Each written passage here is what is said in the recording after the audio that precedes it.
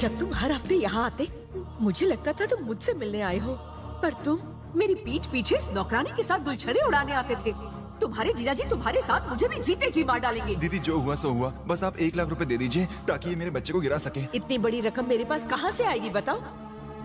माना घर की बागडोर औरत संभालती है, लेकिन पैसे का सारा लेन देन उनके बड़े बेटे के हाथ में है। लोग इस खानदान की इज्जत करते हैं और मैं इसकी इज्जत पर दाग नहीं लगने दूंगी।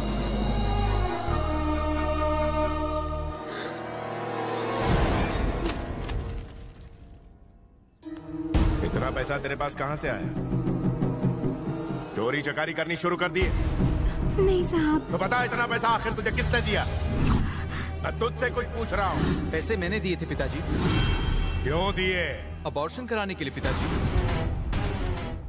ए, तू क्या खड़ी खड़ी सुन रही है? पैसे उठाओ, निकल यहाँ से।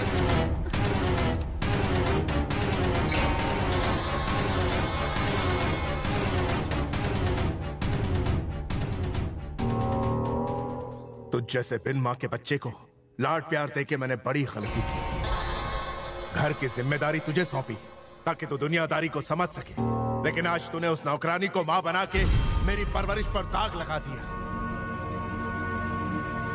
लक्ष्मी, आज के बाद इस घर की सारी जिम्मेदारी तुम पे है। एक बाप होने के नाते मुझे मजबूर होकर इसे सारी उम्र खाना खिलाना पड़ेगा, लेकिन अब से इसे नौकर की तरह घर के पीछे झोपड़े में रहना होगा। इस घर पर इसका कोई हक नहीं है। मेरे लिए ये हमेशा के लिए मर चुका।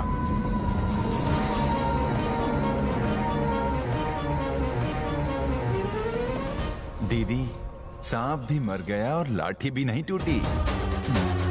मेरे बेटे को नीचे उतारो। दीदी उतारो। आज के बाद अगर इस घर में आए या मुझे अपनी मनहूस शक्ल दिखाई तो तुम्हें जिंदा नहीं छोड़ूंगी। निकल जाओ यहाँ से।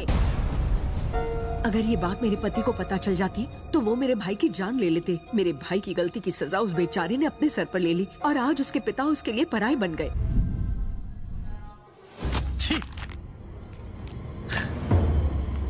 सुनने में आया है कि सोशल वर्कर हरिश्चंद्र प्रसाद अपनी सारी दौलत स्टील फैक्ट्री लगाने में फूंक रहा है। वो सब कुछ दांव पर लगा रहा है और सुना है कि बाहर से बढ़िया मशीनरी मंगवा रहा है। जमीन देने के लिए उसने हमें अर्जी लिखी है। आज वो जमीन तेरे हाथों से खिसक कर उसके पास जाने वाली है। वो जमीन जिसपे तू सालों से राज करता आ रहा है। वो लोगों की मदद करने की नियत से राजनीति में उतर रहा है। अगर वो जीत गया ना तो तेरा दबदबा खत्म और मेरी कुर्सी हमेशा के लिए छिन जाएगी। उसे आज की राजनीति की रत्ती भर भी समझ नहीं है। वो नहीं जीतेगा। ऐसा तुझे लगता है? लोग उसे भगवान की तरह पूछते हैं। उसे हराना मुश्किल है। तो ठोक देते हैं उसे। सोशल वर्कर्स और एक्टर्स लोगों को राजनीति में नहीं पड़ना चाहिए और अगर वो फिर भी इसमें कदम रखे तो उनके पैर काट देने चाहिए। ऐसी दर्दनाक मौत दूंगा कि उसकी रूह तक कांप उठेगी।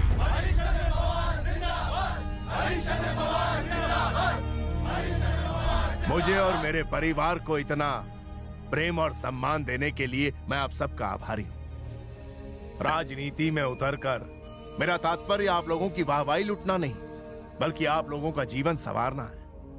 अपना काम काज छोड़कर आप लोगों को यहाँ आने की जरूरत नहीं।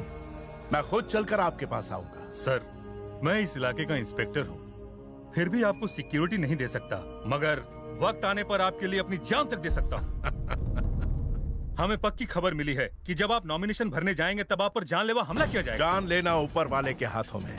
ऊपर वाले ने हमें एक लक्ष्य के लिए भेजा है। वो लक्ष्य है सबको ताकतवर बनाना, ताकि आप और हम मिलकर अन्याय के खिलाफ आवाज उठा सकें।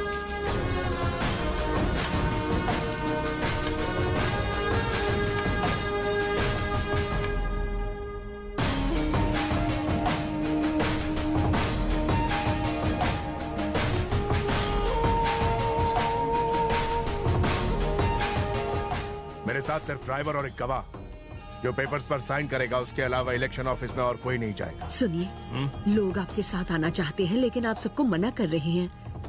कोई बात नहीं, लेकिन कम से कम आज तो अपने बड़े बेटे को अपने साथ ले जाइए।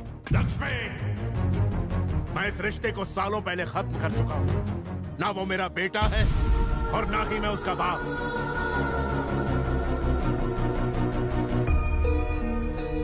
लेकिन मैं अपने जिगर के टुकड़े अपने पोते को साथ ले जाऊंगा।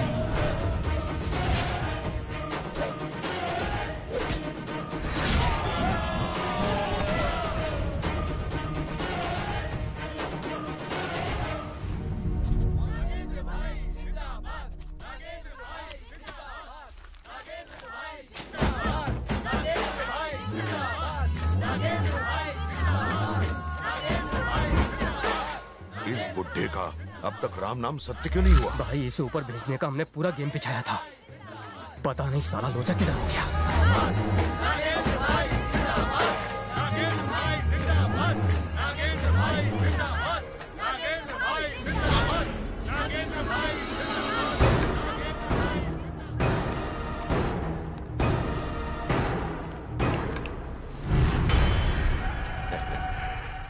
भीड़ से डर गया क्या? ये भ्रम है तुम्हारा। बुढ़ापे में तुझे सुनने के साथ साथ दिखाई भी कम देने लगा है क्या? तुझे क्या लगता है लोगों की भलाई की खातिर अपने पुरखों की सारी संपत्ति दान देकर तूने कोई बहुत बड़ा महान काम कर दिखाया है क्या? राजनीति कैसे करते हैं ये हम सिखाएंगे तुझे। बता रहे इसको। लोग भूखे हो तो अनाज फेंको, अगर खुश हो तो उन्हें दारू पिलाओ और मजे करने दो। जब जी आए किसी के घर में रह लिए, सो लिए और ऐश कर लिए। और अगर कोई तुम्हें अपने इलाके से हटाने की कोशिश करे तो उसका पूरा खानदान साफ कर दो। ये होता है एक लीडर। तुम्हारी सोच गलत है।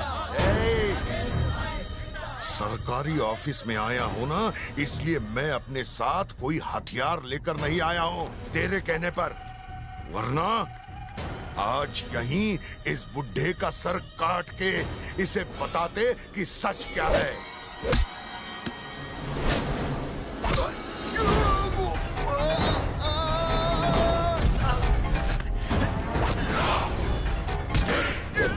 मुझे छोड़ दीजिए सर, मेरा परिवार सिर्फ आपकी वजह से ही जिंदा है। अगर आप जीते तो ये पूरा शहर खुशहाल हो जाएगा। इस कमीने के जुल्म को खत्म करने का इससे अच्छा मौका मुझे फिर नहीं मिलेगा।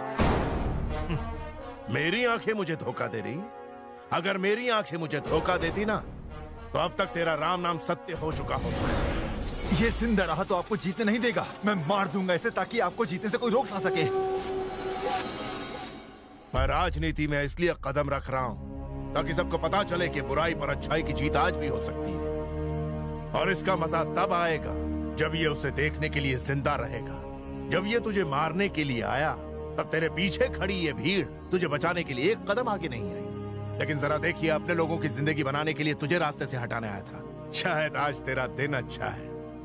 अच्छे कर्म उसे कहते हैं जो युगों युगों तक याद रहते हैं। एक सच्चा आदमी जब हथियार उठाता है तो क्रांति आ जाती है। क्या बोला था तूने? लोगों के सामने अनाज फेंकेगा? कई सालों से तू सरकारी जमीन पर अपना हक जमा कर बैठा हुआ है और वहां राज कर रहा है। मैं उसी जमीन पर एक स्टील फैक्ट्री बनाऊंगा, वहां के हर एक आदमी को उसमें नौकरी दूंगा और इतना काबिल बनाऊंगा कि वो तेरे फेंके हुए अनाज को एक नजर देखेंगे तक नहीं। मैं इन्हें इस कदर सुधारूंगा कि वो तेरी शराब को छुएंगे तक नहीं। कोई नशे का गुलाम नहीं होगा। आगे से तुमने किसी लड़की के सामने आंख उठा कर देखा तो घरों के सामने गमलों की जगह तुम्हारे कटे हुए सिर टंगे मिलेंगे। जिस जगह प्यार होता है उसके आगे कोई जातिवाद नहीं टिक पाता। औरत मर्द कंधे से कंधा मिलाकर काम करेंगे। हर बुराई को दूर रखो और बच्चों को शिक्षित बनाओ, पढ़ा लिखा कर उन्हें एक बड़ा आदमी बनाओ, ताकि कल जाके वो इतना नाम करे कि सारी दुनिया में हमारा सर गर्व से ऊंचा हो जाए। और तुझ जैसे शैतान मुझे रोक नहीं सकते, ये बात गांठ बांध लो। धीरे धीरे आजमगढ़ में एक क्रांति की हवा चलने लगी। उस क्रांति का नाम था हरिश्चंद्र। हरिश्चंद्र एक सच्चे नेता की तरह उभरे, एक ऐसा नेता जिसे न तो सत्ता का लालच था न पैसों का। वो जिसे चाहते उसे मिनिस्टर बना देते, जब चाहते अपने चुने हुए मिनिस्टर से इस्तीफा ले लेते। गांव में बड़ी बड़ी इंडस्ट्रीज आई, रोजगार आया, शिक्षा आई। जो हाथ पहले तलवार उठाकर एक दूसरे को मारने काटने के लिए उठते थे, वही अब एक दूसरे को थामकर गांव की तरक्की में जुट गए। पूरा गांव मानो एक मंदिर बन गया था जिसके भगवान थे हरिश्चंद्र।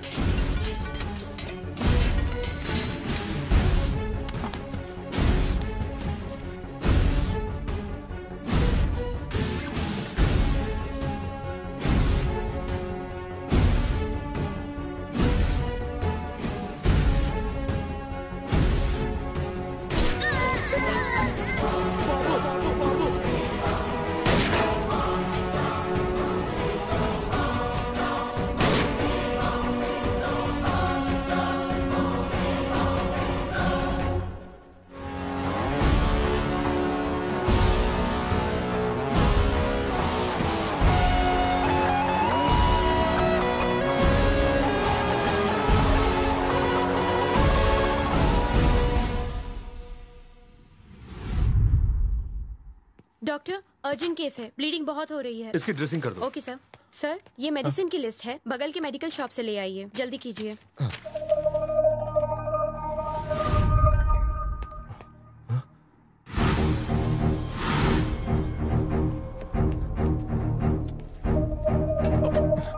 सिस्टर, मेरा भतीजा कहाँ है? मुझे नहीं पता। मैं दवा लेने चला गया था, लेकिन वो अब रूम में नहीं है। देखिए, यहीं कहीं होगा। आपने 5 साल के एक छोटे बच्चे को जाते हुए देखा? नहीं।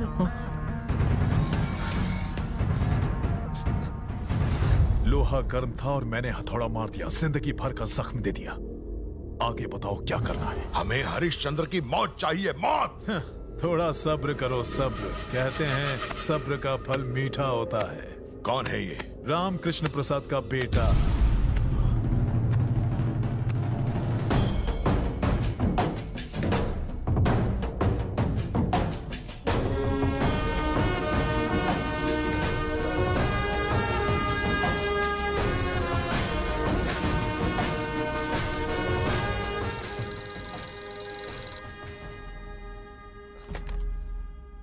हेलो।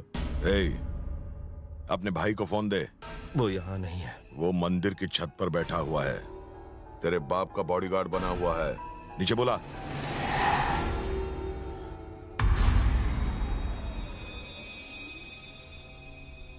अरे जल्दी बुला। अगर देर कर दी तो तेरे भतीजे को हमेशा के लिए सुला दूंगा।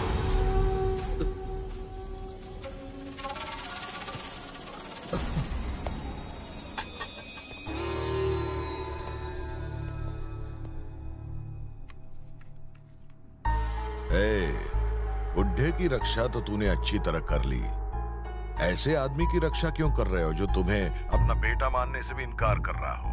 जरा अपने बेटे के भविष्य के बारे में भी सोचो। मैंने पहले ही सोच रखा है। अच्छा, तो उसके पीछे से हट जा। भूल जा। तो अब तू तेरे बेटे को भूल जा। मैंने किडनैप किया है उसको। तुझे 60 साल का बुढ़ा जिंदा चाहिए या 5 साल का तेरा नन्हा बच्चा? जल्दी डिसाइड करना। लाखों लोगों की जिंदगी आज मेरे पिता के ऊपर टिकी हुई है। अगर इसके लिए मुझे अपने बेटे की बलि भी चढ़ानी पड़ी तो मैं पीछे नहीं हटूंगा। मार दो उसे।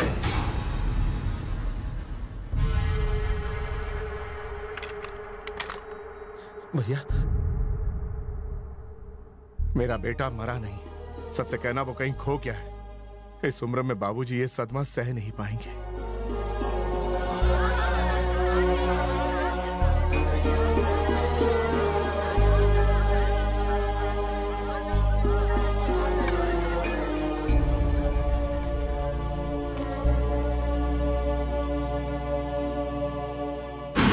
सात साल बाद मैं एक अनाथ हूं। आजा।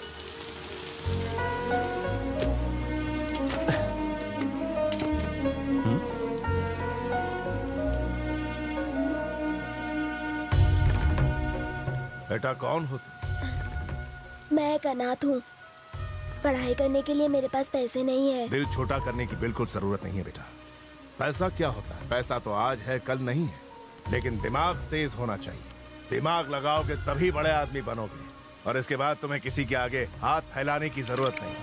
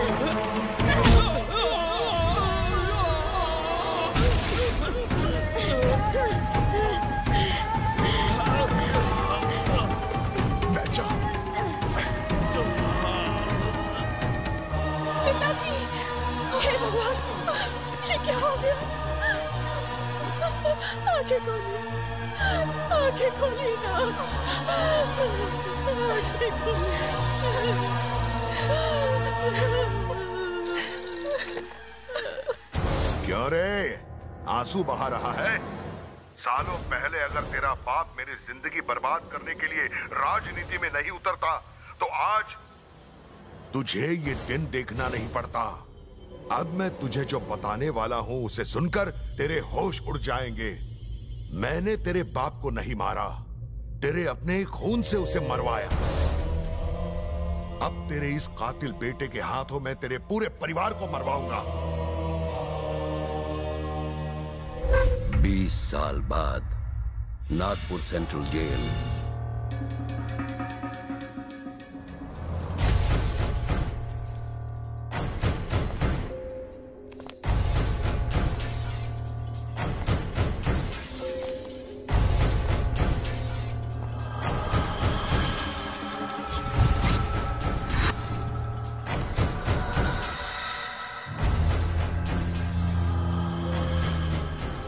इसे जानवरों की तरह जंजीरों से क्यों बांध रखा है?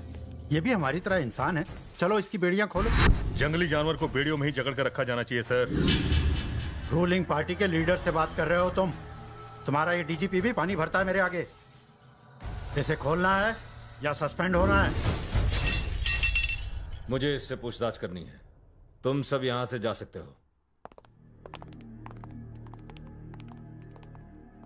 तुमने रामकृष्ण प्रसाद को मारने की कोशिश की, जो कि आजमगढ़ के आसपास की 11 कॉन्स्टिट्यूएंसीज पर राज करता है। तुमने 11 बार जेल से भागने की नाकाम कोशिश की।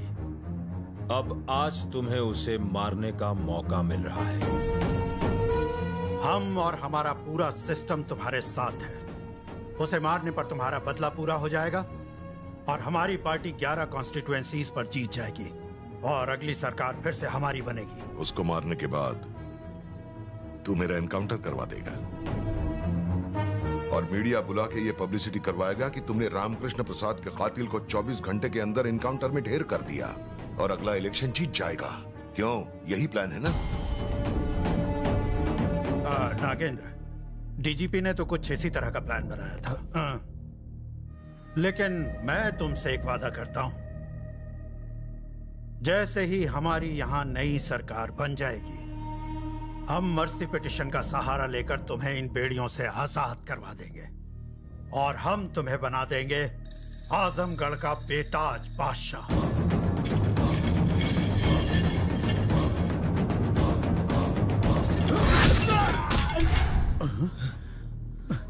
तुम रामकृष्ण प्रसाद को मारने का प्लान बना रहे हो और सिक्योरिटी में उसी के आदमी को रखा हुआ है।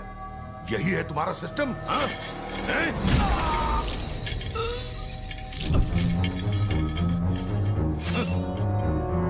आजमगढ़ में रामकृष्ण प्रसाद को कोई हाथ तक नहीं लगा सकता। दफा हो जाओ। नागेंद्र, रामकृष्ण की भतीजी कल नासिक जा रही है, तुम कहो तो उसे वहीं उठा ले। जो आदमी दूसरों के लिए कुछ भी कर सकता है, वो अपने परिवार की सुरक्षा के लिए वहाँ जरूर आएगा। अगर तुम उसे आजमगढ़ के बाहर ले आए तो बाकी मुझ पर छोड़ देना कि उसे ऊपर कैसे पहुंचाना है।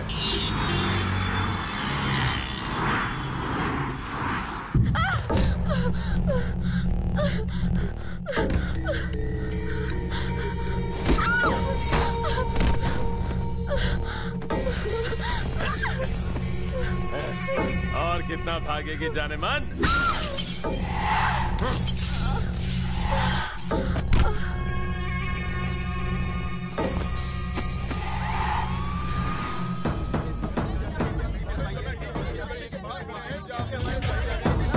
हाँ राजेश, हम इस वक्त केंद्रीय मंत्री नितेश पाटिल के घर के सामने खड़े हैं। कल रात निकिशा नाम की युवती की लाश मिली है। खबर मिल रही है कि ये मर्डर नहीं सुसाइड है, लेकिन निकिशा के पिता ने मीडिया के सामने बयान दिया था कि उनकी बेटी का बेरहमी से कत्ल किया गया है और कातिल कोई और नहीं, नितेश पाटिल का बेटा संजय पाटिल है। बाकी की जानकारी ब्रेक के बाद।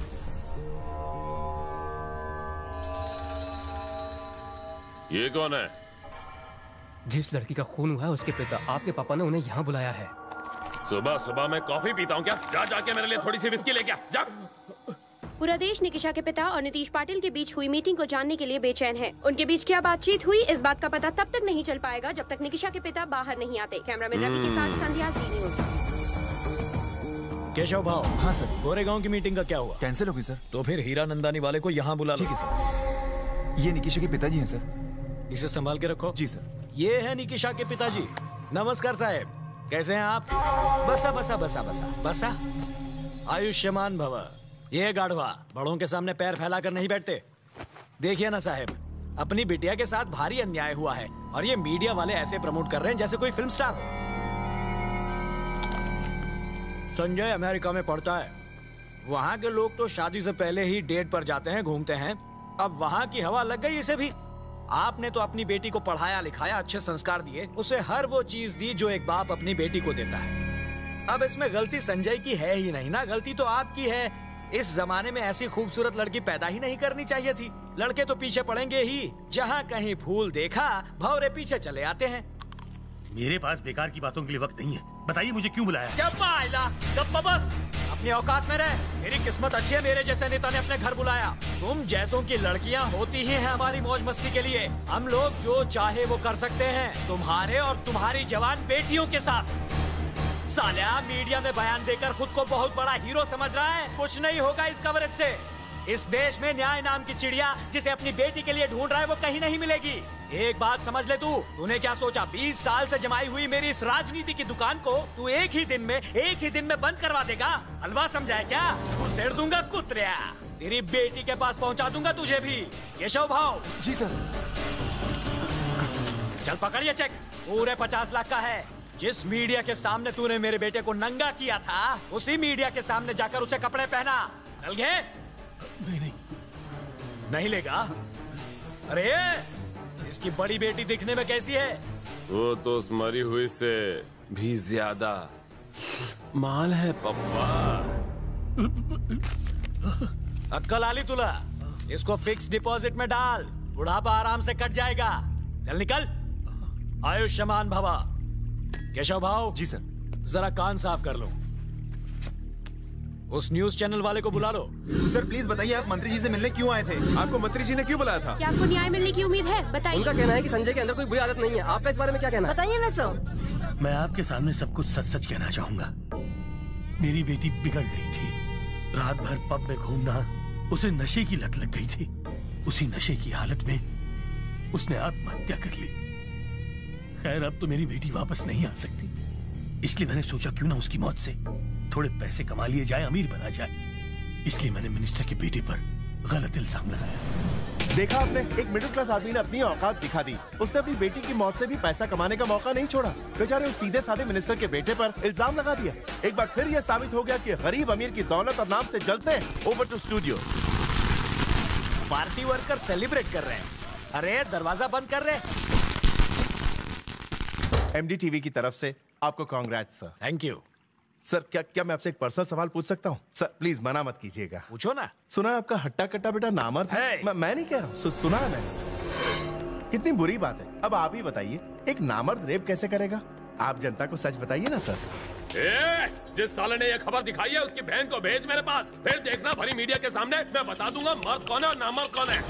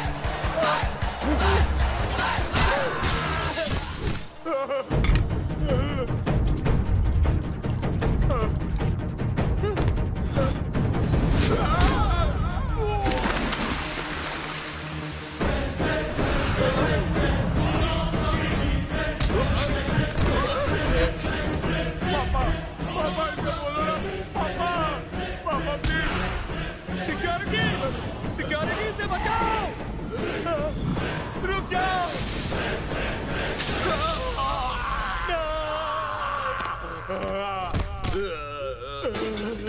की काली करतूतों को ढकने के लिए तूने कईयों के मुंह बंद किए। वैसे भी तुझ जैसे घटिया आदमी के पास दौलत के नाम पर कागज के नोट हैं। एक सुपारी लेने वाले के भी अपने कायदे कानून और अपने कुछ उसूल होते हैं। क्या तुम एक किलर हो? मेरे बेटे को मत मारो, जितने पैसे कहोगे मैं दे दूंगा। जिस तरह मौत को पैसों से रोका नहीं जा सकता, उसी तरह मुझे खरीदा नहीं जा सकता। तुम्हारा काम गंदगी फैलाना है और मेरा काम गंदगी खत्म करना। सच कहूं तो तेरी जिंदगी की सबसे बड़ी गलती ये है कि तूने इस हैवान की हैवानियत को रोका नहीं। उसे मत मारो, मैं तुम्हारे हाथ जोड़ता हूँ। मैं मीडिया के सामने आकर सारी सच्चाई बता दूंगा। सभी लोग सुनो। हेलो, मिनिस्टर साहब अपना बयान देने वाले हैं। ये केबल और कैमरे से कनेक्ट करो।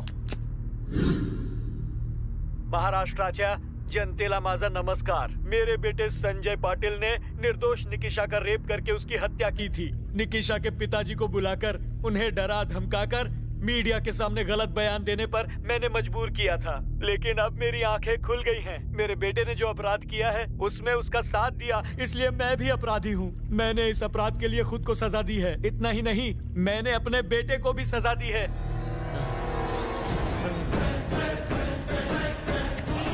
मैंने सबके सामने सच बता दिया। अब मेरे बेटे को छोड़ दो। नहीं, मेरे बेटे को मत मारना। मैं तुम्हारे हाथ जोड़ता हूँ, इसे छोड़ दो। जिंदगी, मौत और मेरा फैसला, ये कभी नहीं टलते। No second option. सुनिए, मैं आपका एहसानमंद रहूंगा। आपने मेरा बदला पूरा किया, ये आप रख लीजिए। न्याय और किट्टू की कोई कीमत नहीं लगा सकता। ना मैं बिकाऊ हूं और ना ही मेरा ईमान। उस मिनिस्टर ने एक पिता को ठेस पहुंचाई और एक भाई ने एक बहन का बदला लिया। मेरे लिए बस यही काफी है। इस पैसे से अपनी बड़ी बेटी की शादी धूमधाम से करना। पर इसे आप ही रख लीजिए।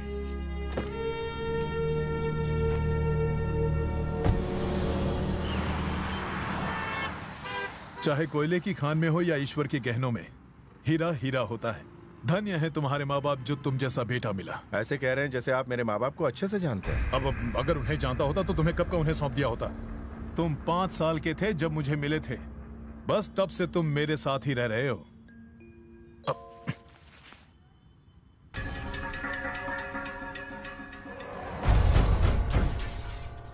रामकृष्ण प्रसाद को मारने का वक्त आ गया।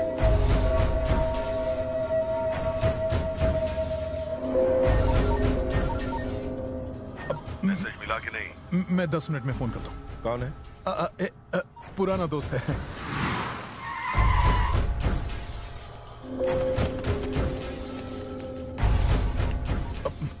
भाई अब जेल से बाहर कब आए? वो सब छोड़ दे, प्लान पल्ले पड़ गया ना? हाँ भाई, लेकिन किसी की भी सुपारी लेने से पहले वो चेक करता है कि मरने वाला इंसान अच्छा है या फिर बुरा है। अगर उसे पता चलेगा कि अगली सुपारी वो अपने बाप को मारने के लिए रहा है तो वो हमारे खिलाफ होकर हमारा ही काम हमेशा के लिए तमाम कर देगा। इस काम के लिए वो सही नहीं रहेगा भाई। ये काम किसी और से करवाते हैं।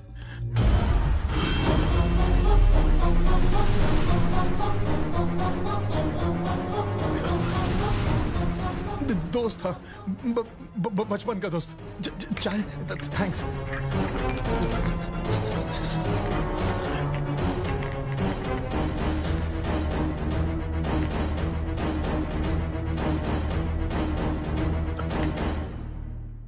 जानता हूं मेरी बात सुनने के बाद तुम्हारे दिल में बहुत सारे सवाल उठने लगे होंगे। एक बड़े घराने के संस्कारी बच्चे को मैंने एक हत्यारा बना दिया। तुम्हारे पिता आजमगढ़ के नामची नेता हैं जिन्हें लोग देवता की तरह पूजते हैं। आज तक ऑपोजिशन वाले तुम्हारे पिता को इलेक्शन में हरा नहीं पाए। हराना तो दूर, उनके आसपास भी नहीं भटक सके।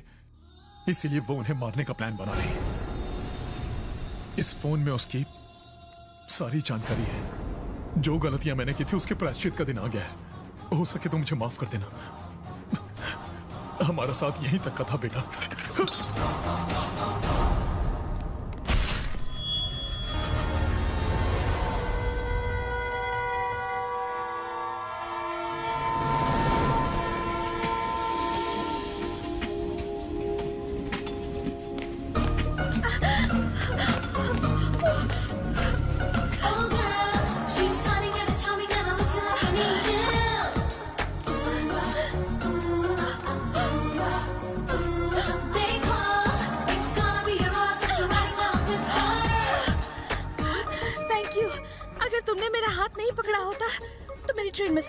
अगर मैंने तुम्हारा हाथ नहीं पकड़ा होता तो मैं तुम्हें मिस कर देता। क्या? मतलब अगर सही वक्त पर हाथ नहीं पकड़ता तो मेरी लाइफ की पटरी में तुम एंट्री नहीं मारती। Excuse me.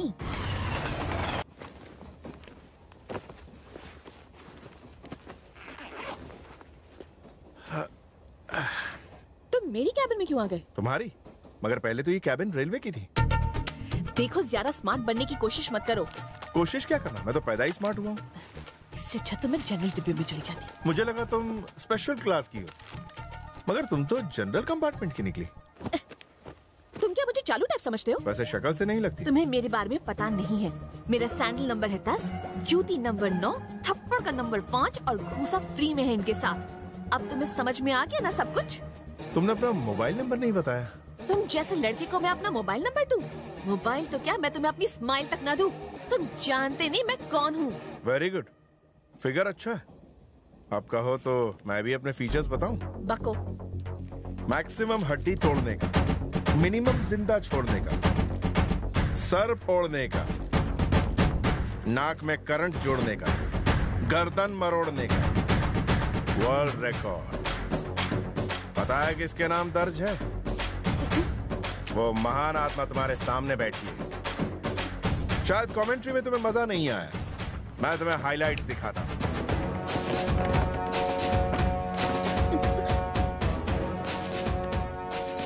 इन लोगों ने तुम्हारा क्या बिगाड़ा है? ये हीर रांझे की औलाद मजनू गैंग है। आशिकी में डिप्लोमा करने के बाद कॉलेज जाने वाली लड़कियों पर प्रैक्टिकल कर रहे थे। जब मैंने उन्हें मना किया तो मुझे शेर सुनाने लगे। फिर मैंने उन्हें शेर का पंजा दिखा दिया।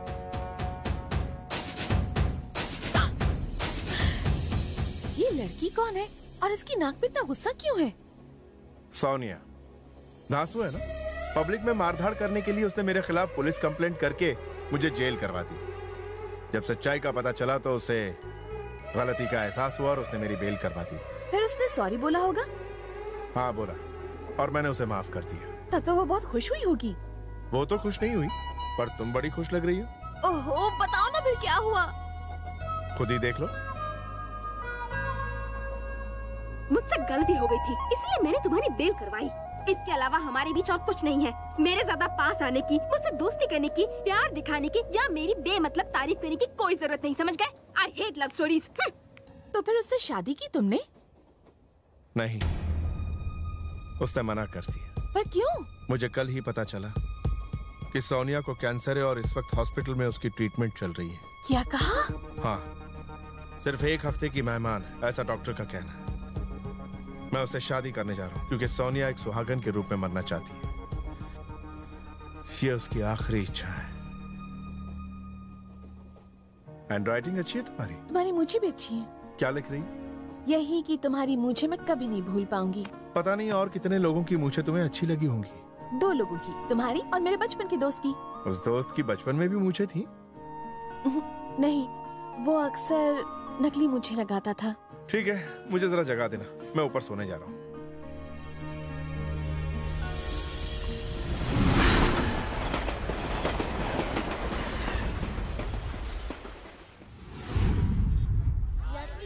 अरे सुनो, हेलो, एक्सक्यूज मी, मेरी एक छोटी सी रिक्वेस्ट है। हाँ बोलो ना। अगर तुम्हें बुरा न लगे तो मैं तुम्हारी शादी में चलूं? रात को अच्छी तरह सोई तो थी ना तुम? रात को बहुत अच्छी नींद आई, तभी तो सुबह फ्रेश हूँ। रात को तुम मुझसे डरी हुई थी, तो मैंने तुम्हें एक चटपटी मसालेदार फिल्मी कहानी सुना दी ताकि तुम मेरे साथ कंफर्टेबल हो सको। बाय।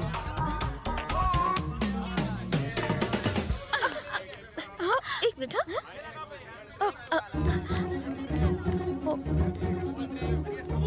ओ नहीं।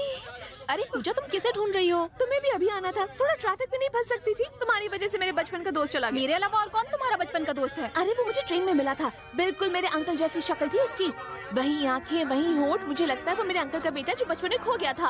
ओहो, फिर से वही स्टोरी रिपीट टेलीकास्ट शुरू मत करो प्लीज। 25 साल से हम उसी लड़के को ढूंढ रहे हैं, अब तो हर लड़का हमें वही लगता है। बहुत हो गया तुम्हारा मजाक, हमारी फ्रेंडशिप आज से ओवर। मेरे सारे गिफ्ट लौटा दो। अब छोड़ना, गुस्सा क्यों करती है? सॉरी यार।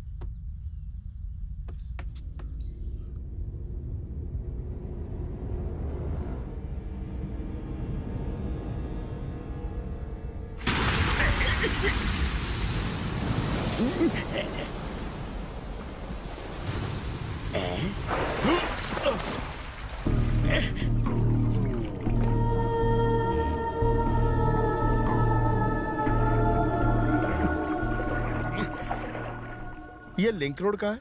Link road? वो क्यों? बस पकड़नी है। बस पकड़ने के लिए इतनी ऊपर से क्यों टपके? मेरी शिप का इंजन गर्म हो गया था, ठंडा करना था। भाई तुम आए कहाँ से हो? मैं मंगल ग्रह से आया हूँ। वहाँ भी टायर वाली गाड़ियाँ चलती हैं? चलती नहीं है, उड़ती है, तुम्हारे होश की तरह। इसका मतलब तुम एलियन हो, दूसरे ग्रह का वासी। अब लिंक रोड का रास्ता बताओगे?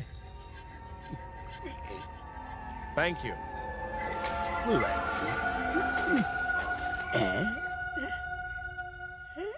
लोग कहते हैं दुनिया में एक शक्ल के 7 इंसान होते हैं। वही लड़का तुम्हारे अंकल का बेटा है, ये कैसे पता चलेगा?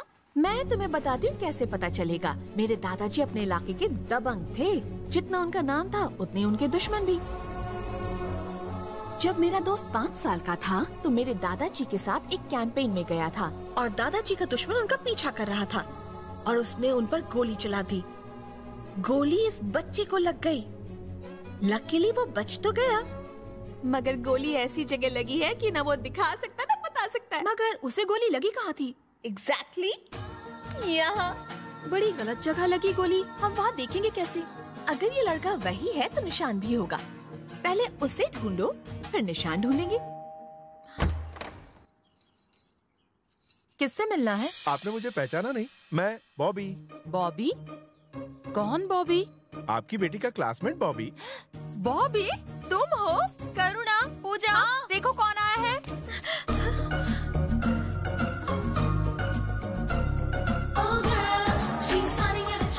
पहचाना नहीं? यही वो बॉबी है। बचपन में इसी ने तुम्हारे पापा की मूंछ उड़ाई थी। कितना बड़ा हो गया है बॉबी। तुम सच में बॉबी हो? हाँ। और तुम? तुमने मुझे पहचाना नहीं? मैं पूजा और ये करुणा। मैंने तुम्हें देखा था तभी पहचान गई थी।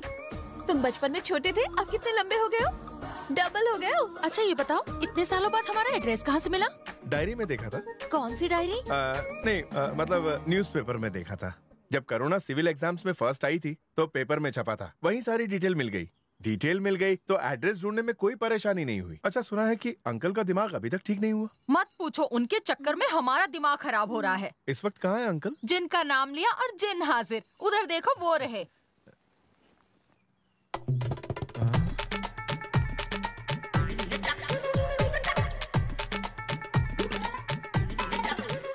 अरे ऐसे दूर से क्या घूर रहे हो? कभी आदमी नहीं देखा? ये करुणा का दोस्त है। जाओ जाके गेस्ट रूम को साफ कर दो और उसके बाद जाके बर्तन और कपड़े भी धो देना।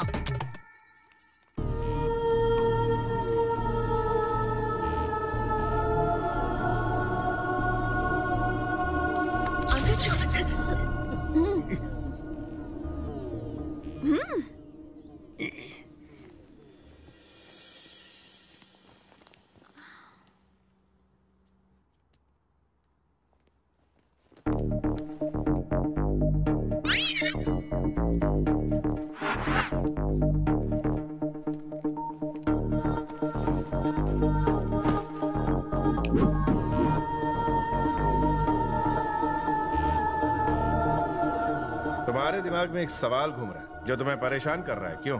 हाँ, तुम्हें कैसे पता चला? डॉक्टरेट किया है in face reading from minded university.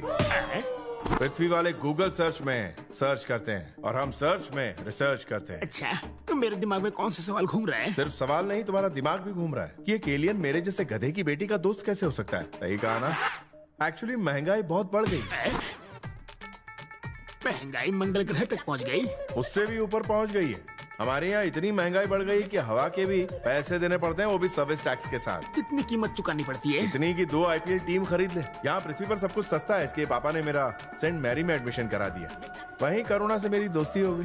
क्या उसे पता है कि तुम एलियन हो? अगर बता दूंगा तो वो मेरे साथ उड़ जाएगी। आप भी मत बताना। तो तुम हॉस्टल में रहते थे? नहीं, मैं मंगल ग्रह से शिप में अप डाउन करता था। तब तो तुम्हें अपनी शिप पार्किंग करने में हर रोज फाइन लगता होगा।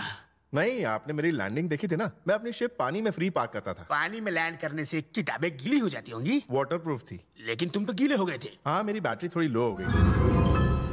मेरे इंजन में पानी घुस गया, बाहर जाइए। पानी घुस गया है तो मैं बाहर क्यों निकलूं? मेरे अल्ट्रावायलेट रेज इतने पावरफुल है कि अगर वो तुम पर पड़ गए तो तुम अंधे, बहरे और लूले हो जाओगे और बाकी तरह रिवर्स गियर में जाकर तुम डेढ़ फुटी हो जाओगे।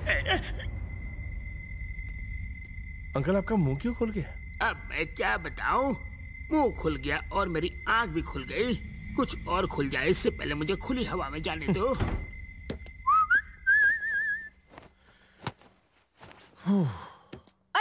रुकिए। क्या हुआ?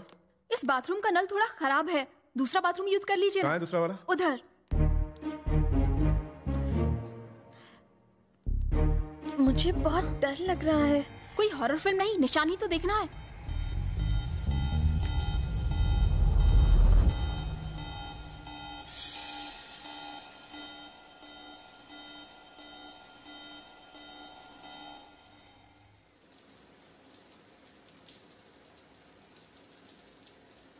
पूजा, ए पूजा, दरवाजा खोल यार। अरे ये क्या हाल बना रखा है? निशान देखा कि नहीं? नहीं देखा। अरे निशान नहीं देखा तो और क्या देखा? अक्सर लोग शावर की तरफ मुंह करके नहाते हैं ना, बॉबी दरवाजे की तरफ मुंह करके नहा रहा था।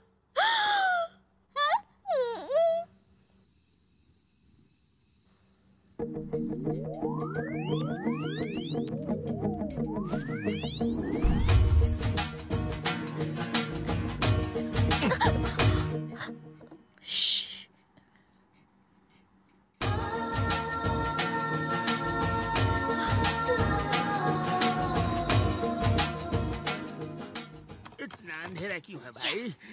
सही बात बन जाएगी। आंखें तो खोली नहीं। अरे पूजा, डैडी आ रहे हैं, चल भाग यहाँ से।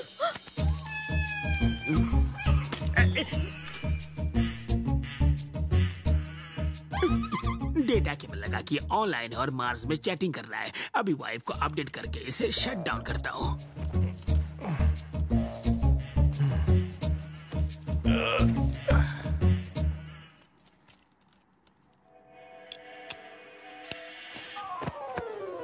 क्या उल्लू की तरह जाग रहे हो? तुम्हें राज की बात बताता हूँ। ये देखो केबल, इसे लगाकर ये मार्स की लड़कियों से चैटिंग कर रहा है। इसे कान में लगा के खुद आंखों देखा हाल सुन लो। समझ में तो नहीं आएगा मगर पता चल जाएगा।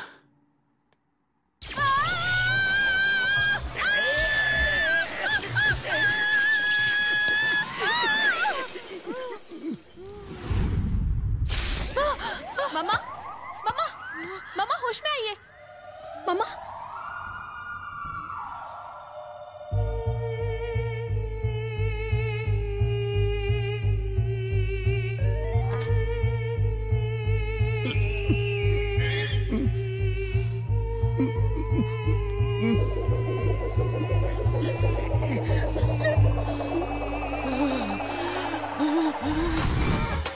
तुम्हारा दिमाग है कि चाइना का माल? हमेशा खराब होता रहता है। अब अगर अपना भेजा चलाया ना तो तुम्हें यहाँ से उठा के पागल खाने भेज दूंगी। आज तो मैं बाल बच गए, लेकिन तुम्हारी वजह से मेरे सारे बाल जल गए। तुम लोग चलो, सो जाओ। हाँ चलो, तुम भी चलो। और तुम रात भर मच्छर भगाओ। अगर मुझे एक भी मच्छर काटा ना तो तुम्हारा खून पी जाऊंगी।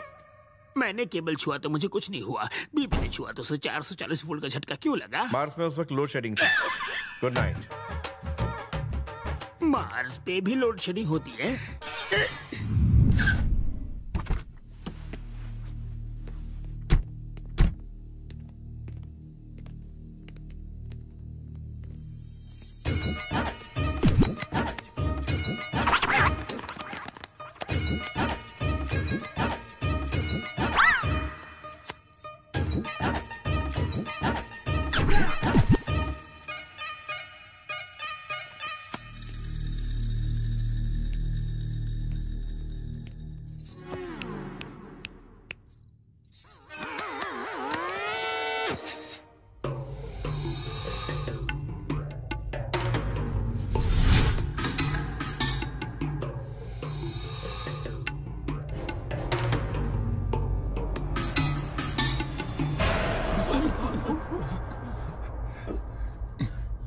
ऊपर से गिरने के बाद भी ये ऊपर नहीं पहुंचा। हाँ यार, 3 मगरमच्छ मर गए जिनके ऊपर ये गिरा था।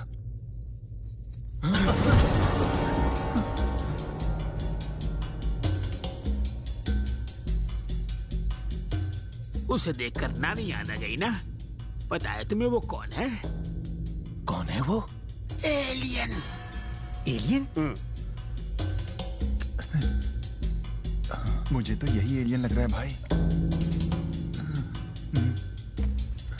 अच्छा ठीक है, मैं तो एलियन हूँ, लेकिन आप लोग कौन हो भाई? Fantastic four.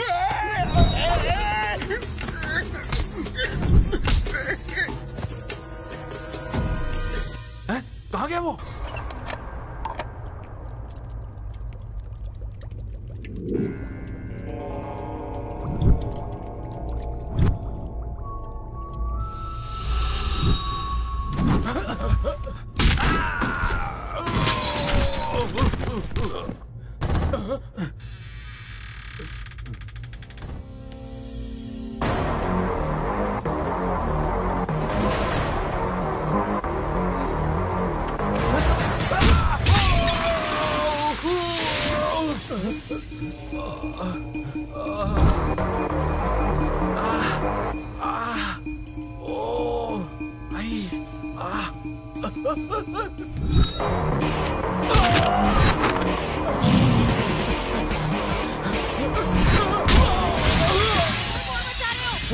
दरवाजा क्यों बंद किया है बाहर से?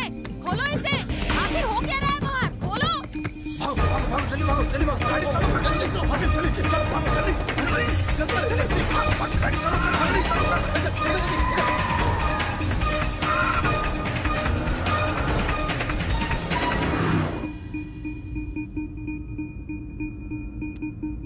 क्या है रे?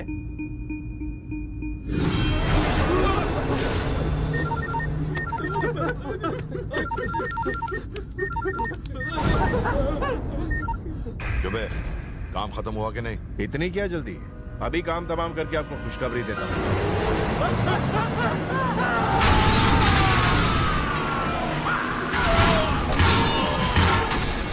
ये आवाज कैसी थी? ये आवाज तेरी तबाही का आगाज है। कौन है तू? वही जो तेरी मौत का कारण बनने वाला है, या यूं समझ ले कि वही जो तेरी मौत बन के आया है। जिसे भेजना है भेज दे, चाहे तो खुद आ जा। मैं तेरी वो हालत करूंगा, तेरी साथ कुछ से देख के हिल जाएंगी, थर-थर कांपने लगेंगी। लड़की को किडनैप कर लिया? नहीं, हम तीनों के अलावा कोई चौथा भी हमारे प्लान के बारे में जानता है, और मैं अच्छे से जानता हूँ वो चौथा शख्स कौन है। इस बार तो उसने लड़की को बचा लिया, लेकिन वो हमारा प्लान किसी को नहीं बता पाएगा। मुझे जेल से निकालने का बंदोबस्त करो, जल्दी। रामकृष्ण प्रसाद के बाप के मरने की बरसी है।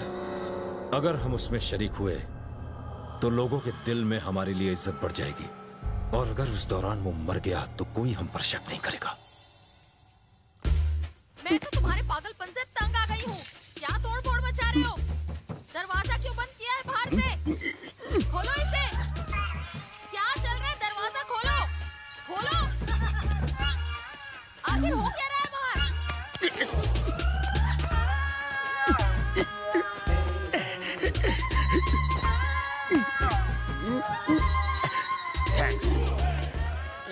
लीजिए, पकड़िए इसे। वो क्यों? अगले सीन में आपके ऊपर जो हमला होने वाला है ना अंकल, ये आपको उससे बचाएगा।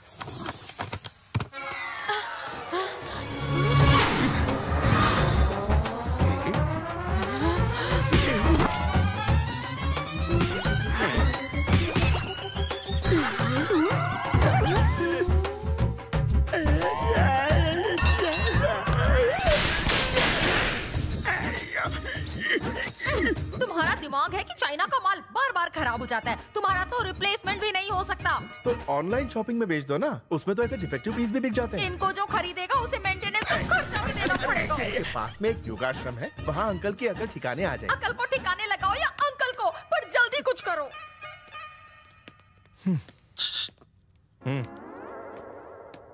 कब जाना है? बड़ी जल्दी है अंकल, थोड़ा वेट कर लो।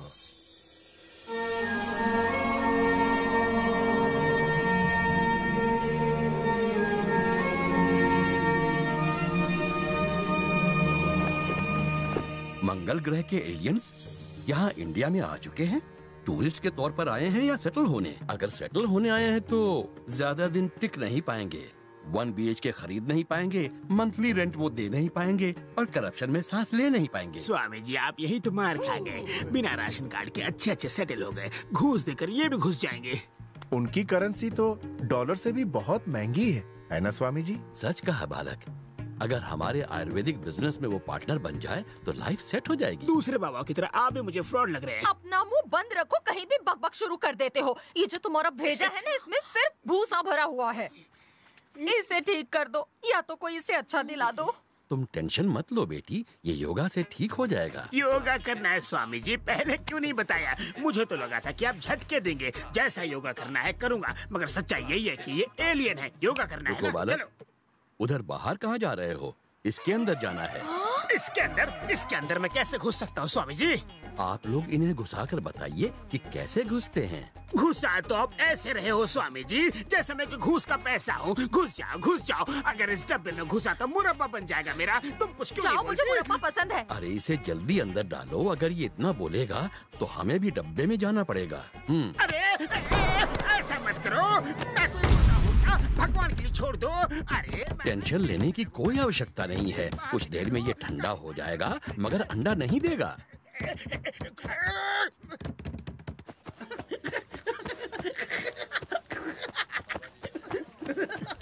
How much? 100 rupees, sir.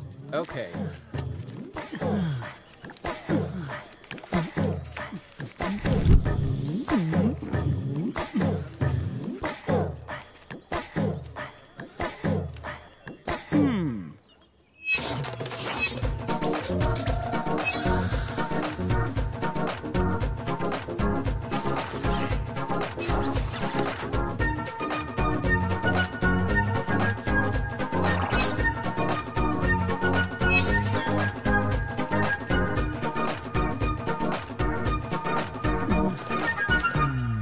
Thanks madam. हाँ? मैडम जेब काटूं मैं और मलाई खाएंगी आप? ईमानदारी भी कोई चीज होती है। अब मैं जा रही हूँ पिज्जा खाने, रोक सको तो रोक लो।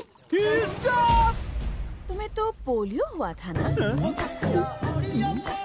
हाथ पैर इतनी जल्दी ठीक हो गए तुम्हारे? कहो तो कटिंग करवा दूं? जैसा मैं कह रही हूँ वैसा करो, नहीं तो जीव कतरों की किताब से तुम्हारा चैप्टर क्लोज कर दूंगी। नहीं मैडम, चैप्टर खुला रहने दीजिए, इसका हम 50-50 कर लेते हैं। मुझे तुम्हारे जैसा पार्टनर नहीं चाहिए। Thank you madam. तुम्हें एक आदमी के पीछे के कपड़े काटने पीछे के, और तभी मिलेगा तुम्हें ये पर्स। एग्जैक्ट लोकेशन बताइए ना मैडम। अपना बायां हाथ अपने पीछे रखो। हाँ, बचपन से ही ऐसी ही अभी अभी बिगड़ी है।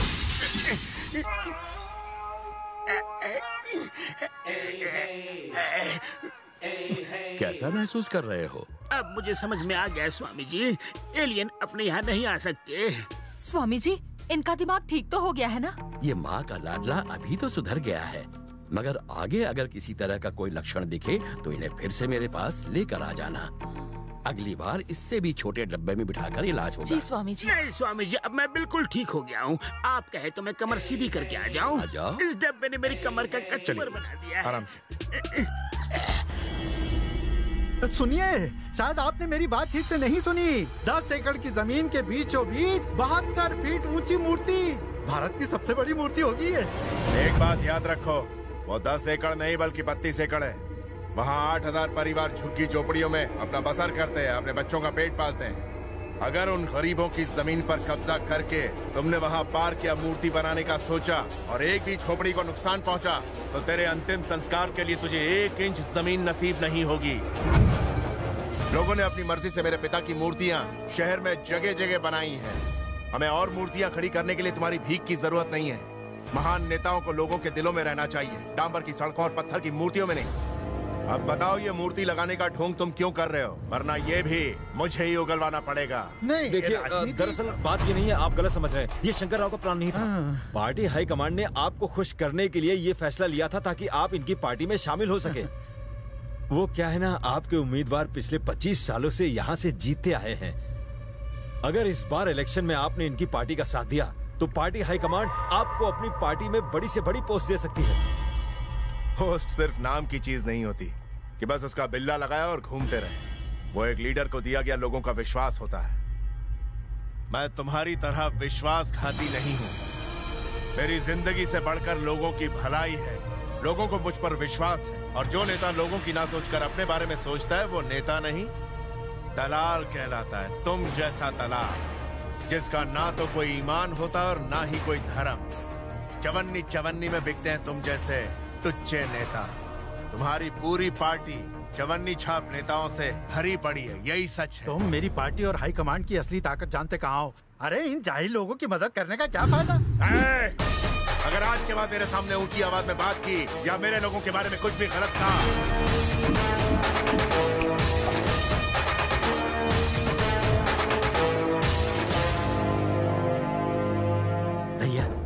भैया आपके लिए फोन।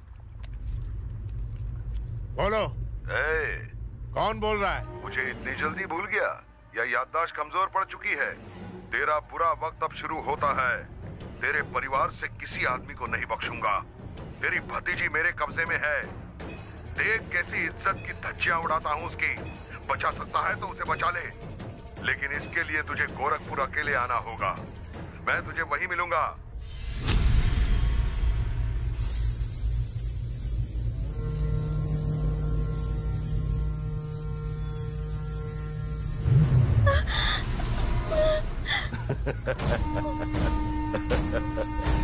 तेरी आंख खुलने से पहले ही तुझे मार देता। फिर सोचा तुझे कैसे पता चलेगा किसने मारा।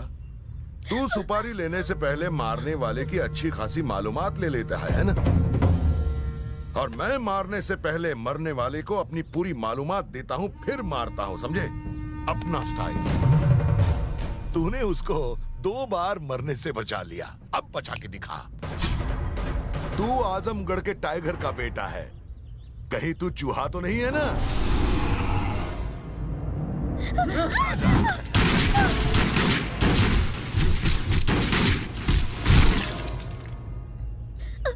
घर वालों ने बड़े लाड़ प्यार से इसे बड़ा किया है।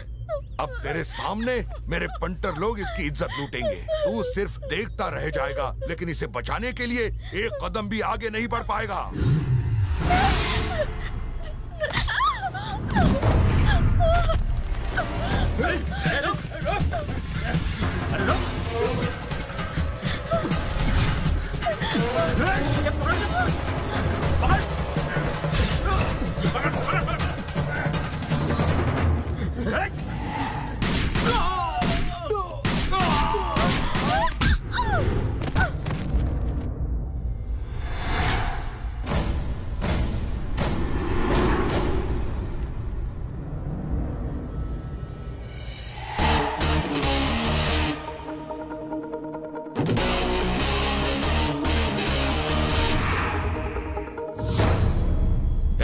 गोली से छलनी कर दो।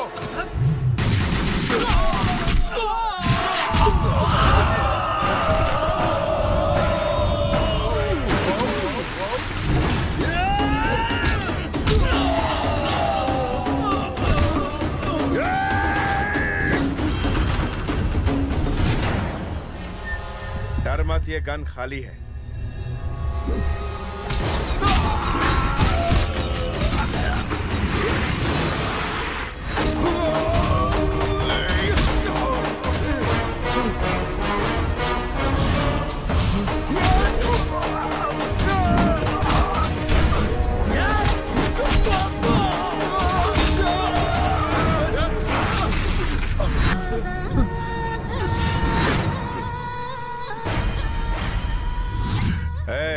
खंजर खिसका तो तेरी जिंदगी खिसक जाएगी। तुझे इतनी आसान मौत नहीं दूंगा मैं। तुझे ऐसी मौत दूंगा कि मौत भी खौफ खाएगी।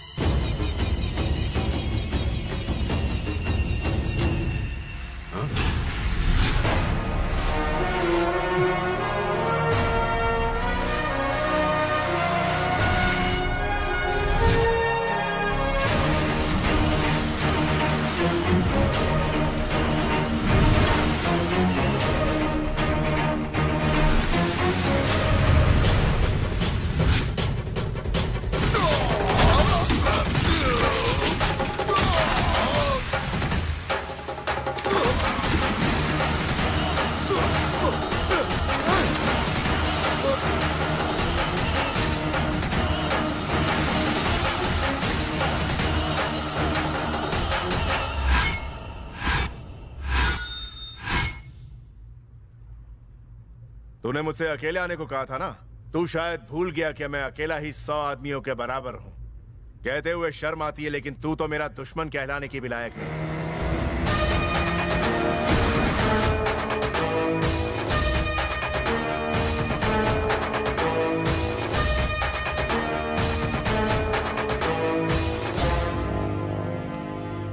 ये बता पूजा कहाँ है? सिर पे चोट लगने की वजह से ये बेहोश हो गई है पिताजी। तेरी इतनी जुर्रत कैसे हुई कि तू मुझे अपना पिता कहे? क्योंकि मैं सच जान गया हूँ। जबान खींच लूंगा मैं तेरी। पिताजी मैं यहाँ आपके लिए नहीं, तू यहाँ मेरे रुतबे, मेरे नाम को पाने के लिए आया है। तो चाहे वाल्मीकि बन जा, तुझे मेरा नाम कभी नहीं मिलेगा। मुझे वाल्मीकि नहीं बनना, मुझे आपका बेटा बन के परिवार का ध्यान रखना है। इस परिवार का ध्यान रखने के लिए मैं अकेला ही काफी हूँ।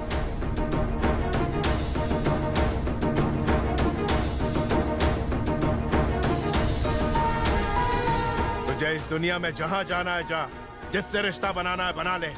अगर मेरे परिवार से जुड़ने की जरा भी कोशिश की तो तेरी खैर नहीं।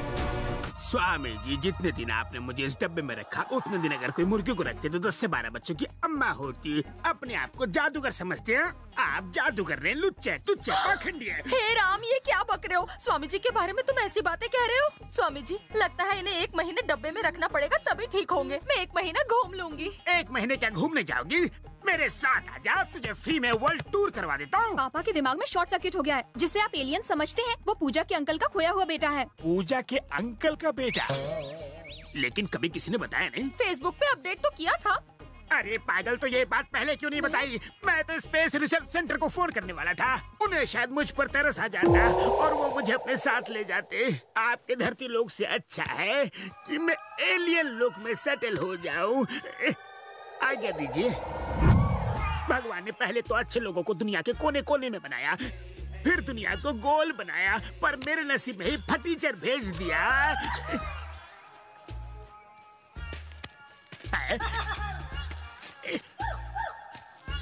अंकल, आपका दिमाग फिर से घूम रहा है ना? आप सोच रहे हैं कि मैं आजमगढ़ के लीडर राम प्रसाद का बेटा कैसे बन गया? मैं एलियन नहीं हूँ, मैं इंसान हूँ। तो फिर तुम ऊपर से कैसे आए?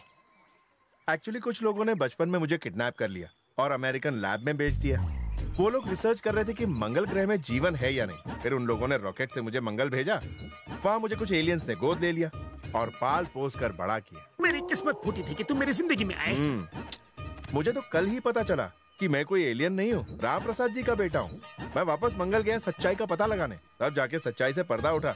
आप मेरे पापा का एड्रेस बताइए ना अंकल, आप जो मांगेंगे मैं दूंगा। अच्छा, मंगल ग्रह से ऑफर लाए हो क्या? मगर जब से तुम मुझसे मिले हो, मैं किसी से मिलने के लायक नहीं बचा। मुझे बस 1 करोड़ दे दो, मैं बिना गेम खेले करोड़पति बनना चाहता हूँ। यहाँ का 1 करोड़ चाहिए या मंगल का? मंगल का 1 करोड़। वो रूलिंग पार्टी के मिनिस्टर्स के बच्चे हैं। आप सब लोग सॉफ्टवेयर इंजीनियर्स हैं, क्यों? तुम लोग अगर कोर्ट गए तो चारों में से किसी एक का ऊपर जाना तय है। बाकी 3 मजबूरी में आके रो धो के हमारे साथ रजिस्टर कर लेंगे, क्यों? तुम सबको सॉफ्टवेयर कंपनियां मोटी सैलरी देती हैं। उन पैसों को अपने बच्चों के लिए बैंक में एफडी में जमा करते हो।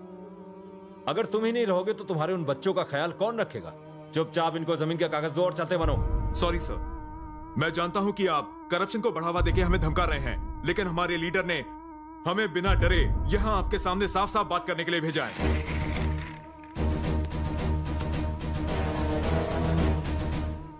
कितनी पढ़ाई की है? क्या तुम तलवार, चाकू, छुरे, गन चलाना जानते हो? ये लोग इन सारे कामों में एकदम उस्ताद हैं। बोलो ना रे।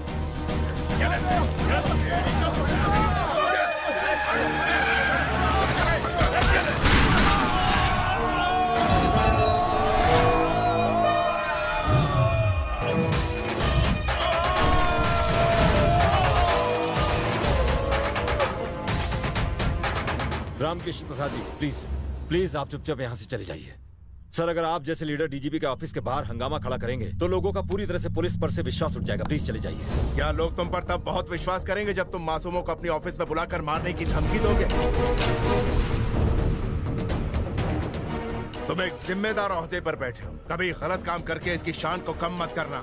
इनसे कहो इन बच्चों से सॉरी कह के इनकी जमीन छोड़कर यहाँ से चले जाए। हम इन 2 कौड़ी के लोगों से माफी मांगे जो सैलरी पे जीते हैं। सरकार हम चलाते हैं, लॉ एंड ऑर्डर तुम्हारे हाथ में है, फिर इस बुढ़े के आगे झुकने की क्या? तुम्हें बीच में नाक घुसाने की क्या जरूरत थी? सर प्लीज प्लीज आप इसे छोड़ दीजिए। अगर इन्हें कुछ भी हुआ तो मुझे मजबूरन आपके खिलाफ एक्शन लेना होगा। तो इंतजार किसका है? लो एक्शन। मुझे मारने का इससे बेहतर मौका नहीं मिलेगा, ना तुम्हें ना तुम्हारे पॉलिटिशियन बापों को। आखिरी बार कहता हूँ कि इसे छोड़ दो, नहीं तो मैं गोली चला दूंगा। तुम्हारे हाथ में पावर है, तुम्हारे हाथ में गन भी है, और तुम्हारी नजरों के सामने क्राइम हो रहा है, तो चलाओ गोली।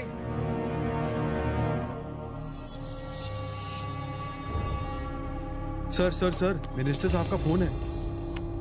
बोलिए। अरे अपनी गन नीचे करो और उसे और उन सॉफ्टवेयर इंजीनियर्स को बाइज्जत वहाँ से जाने दो, नहीं तो बहुत बड़ी मुसीबत आ जाएगी। रिच जो हो रहा है पूरा शहर स्पाई कैमरे के जरिए लाइव देखा है।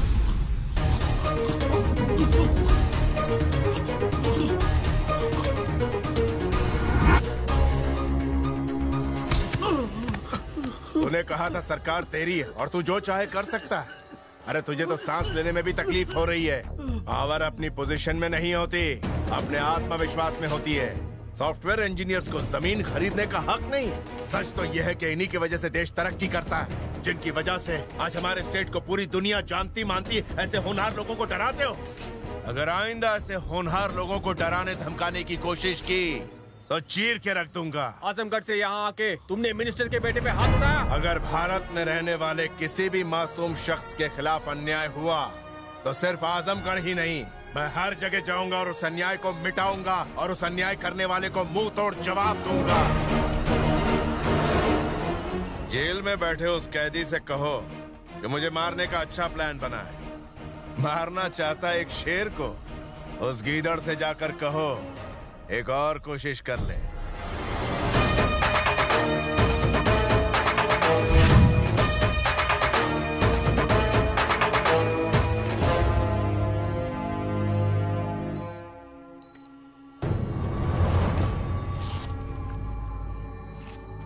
इन्हें जल्दी से हॉस्पिटल ले जाइए। इनकी पल्स रेट तेजी से गिर रही है। अगर इसी तरह चलता रहा तो ये कोमा में भी जा सकते हैं।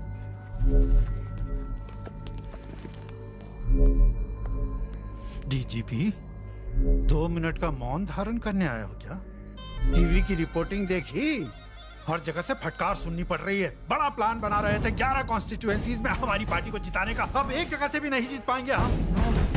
मुझे तो लगा था डीजीपी बहुत ताकतवर होता है। मुझे क्या पता था एक नंबर के फुसकी बम हो। अबे घूर क्या रहा है? इसका जिंदा रहना खतरनाक है। मार दो इसे।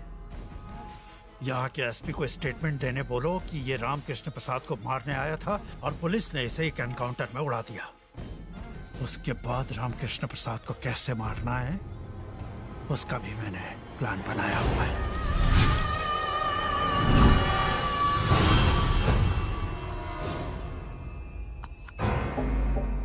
रामकृष्ण प्रसाद को मारना तुम्हारे बस की बात नहीं है। उसे सिर्फ मैं ही मार सकता हूँ। अबे स्ट्रेचर पर लेट कर मारेगा? एक बात सुन लो, उसे मैं नहीं मारूंगा, उसे मारेगा उसी का बेटा। क्या उसका बेटा? अबे चोट लगने से दिमाग फिर गया है क्या? एसपी को फोन करके ये पूछो कि क्या सालों पहले उसके थाने में एक बच्चे के खोने की कंप्लेंट दर्ज हुई थी या नहीं। उसका बेटा अपने परिवार की तलाश में आजमगढ़ जरूर जाएगा। बस एक बार वो वहां की जमीन पर पैर रख ले, मैं बस इतना ही चाहता हूं। उसके बाद कुछ ऐसा करूंगा कि जो लोग उसे भगवान मानते हैं वही उसे हैवान मानकर उससे नफरत करेंगे।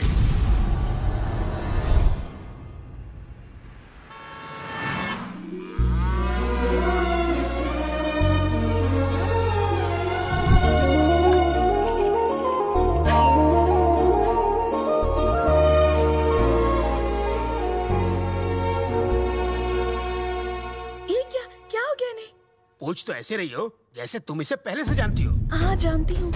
अगर तुम्हें इसके बारे में पता था तो बताया क्यों नहीं? अंकल ने मुझे बताने से मना किया था। साथ ही अंकल ने मुझे एक और जरूरी बात कही। उन्होंने कहा कि इनके सौतेले माँ बाप ही इनके असली माँ बाप रहेंगे। अगर आपको इस बात की खबर मिलती कि सालों पहले आपका बिछड़ा हुआ बेटा लौट आया है तो आप मायूस हो जाते, इसलिए उन्होंने मुझे मना किया।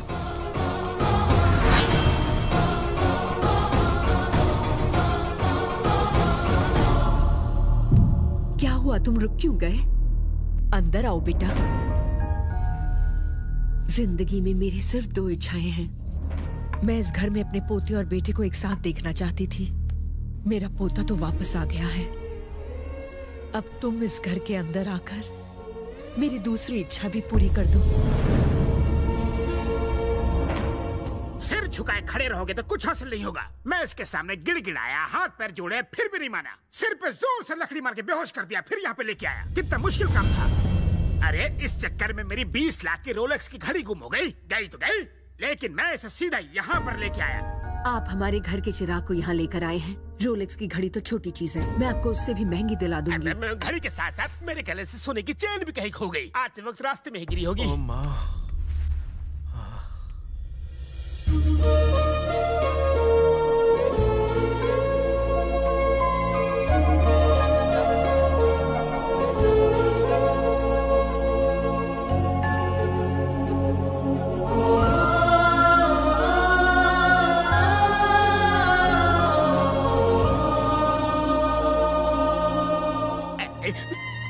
बॉबी तो अड्डा जवाब नहीं। रोलेक्स का प्लान सुपर हिट रहा यार। मैंने मना किया था, फिर भी मुझे यहाँ लेकर क्यों आए? प्लान बदलने से पहले बता तो दिया होता। मैंने तुमसे पूछा तो मुझे यहाँ क्यों लेकर आए हो? प्लान तो तुम्हारा। प्लीज रुक जाओ, तुम ही मेरे अंकल के बेटे हो, ये बात मैं साबित कर सकती हूँ। अब साबित करने से कोई फायदा नहीं। मैं यहाँ एक दोस्त की तरह आया था और दोस्त की हैसियत से जा रहा हूँ। मुझ पर नए रिश्ते थोपने की जरूरत नहीं है। मैं शुरू से अनाथ था और अनाथ ही रहूंगा। बेटा, माना कि तुमने हमें सालों से नहीं देखा, पर सच तो यह है कि हम ही तुम्हारे माँ बाप हैं। तुम पर हमारा इतना हक तो बनता है ना बेटा। देखिए आंटी, मैं आपके दर्द को समझता हूँ, लेकिन मैं आपका खोया हुआ बेटा नहीं। सुनिए सुनिए जी, आप इसे समझाइए ना। उसने जो कहा बिल्कुल ठीक कहा। हमने इसको जन्म जरूर दिया, लेकिन पाल पोस कर बड़ा नहीं किया। जिन्होंने बड़ा किया उनके पास रहना इसका धर्म है। जाने दो इसे। छोड़िए आंटी, बेकार में मुझे रिश्ते नातों की बेड़ियों में मत जकड़िए प्लीज। सुनो, उसे रोक लीजिए, कुछ दिन तो उसे माँ के आंचल में रहने दीजिए। रुको, हमारे बेटे की हैसियत से नहीं, पूजा के दोस्त की हैसियत से तुम यहाँ 10 दिन रुक सकते हो। ठीक है, आप मेरे बुजुर्ग हैं, आपकी बात को मैं टालूंगा नहीं। रुक जाता हूँ, लेकिन सिर्फ एक दोस्त की तरह।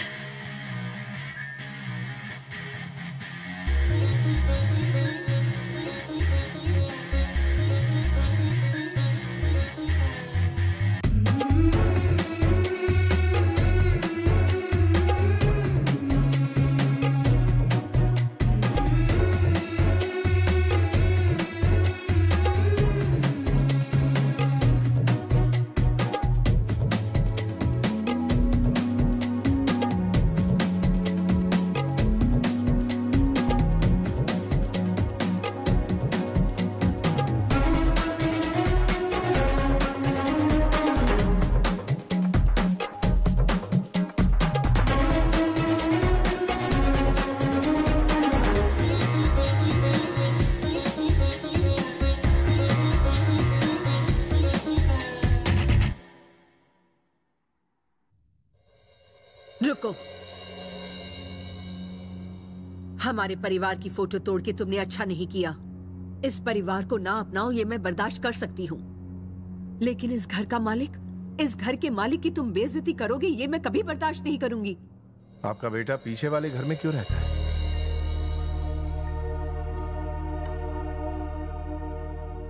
वो मेरा बेटा नहीं है, बल्कि तुम्हारे दादाजी की पहली पत्नी का बेटा है।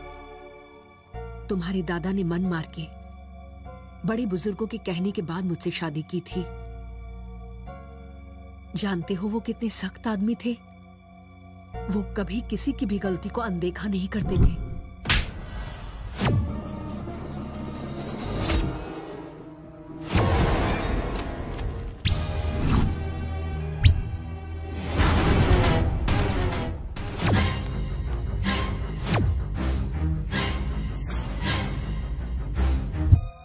मेरे पति तो नहीं रहे, लेकिन उनकी दी हुई सजा को वो आज भी मान रहा है।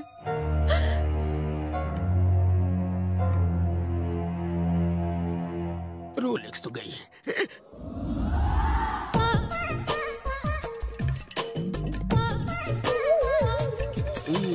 देखो, अब बहाने बनाना बंद करो। मुझे पैसों की सख्त जरूरत है। आप मुझे देंगे कि नहीं? क्या नहीं है तो फिर मेरे वादे का क्या होगा? मैंने किसी को 1 करोड़ देने का वादा किया है। बॉबी, वो मैं अपने पापा से आपके पैसे की ही डील कर रहा था। पापा से? कौन से पापा? किधर है? वो मेरे स्टेप पापा ऑनलाइन है ना।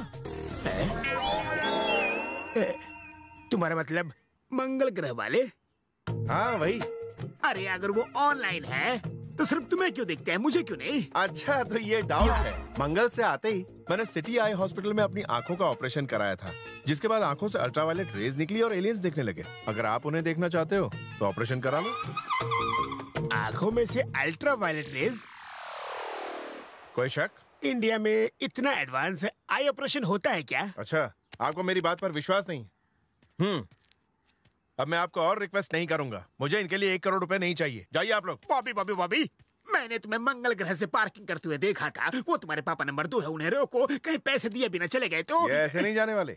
ये दोनों अनशन पर बैठे हुए हैं। ये अनशन पे क्यों बैठे हैं? जबकि बिल तो तुम्हें पास करवाना है।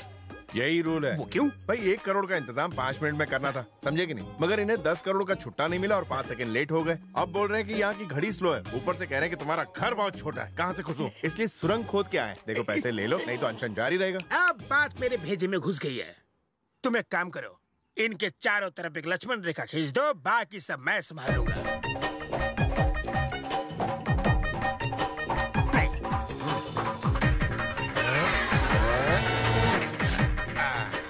बॉबी, अब तुम जाओ और चैन की सांस लो। फिर आपके पैसे का क्या होगा? वो मैं वसूल कर लूंगा। कैसे? मैं इन्हें जूस पिला के इनका अनशन तुड़वा दूंगा। Thank you.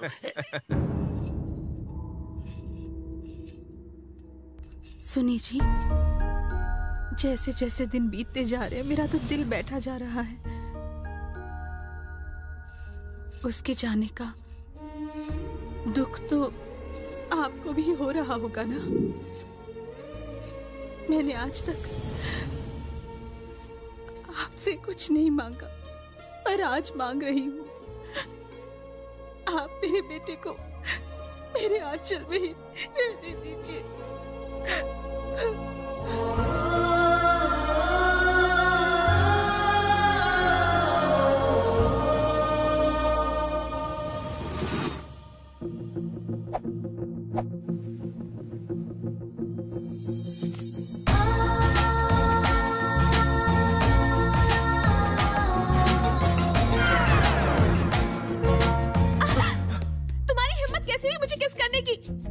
अगर किस करने का इतना शौक है तो शादी क्यों नहीं कर लेते मुझसे? मेरी लिपस्टिक खराब हो गई। आगे से मुझे किस किया ना तो मैं भी तुम्हें करूंगी। मैंने ऐसा कुछ भी नहीं किया। आपने तो कुछ नहीं किया, इसीलिए तो उन्होंने किया।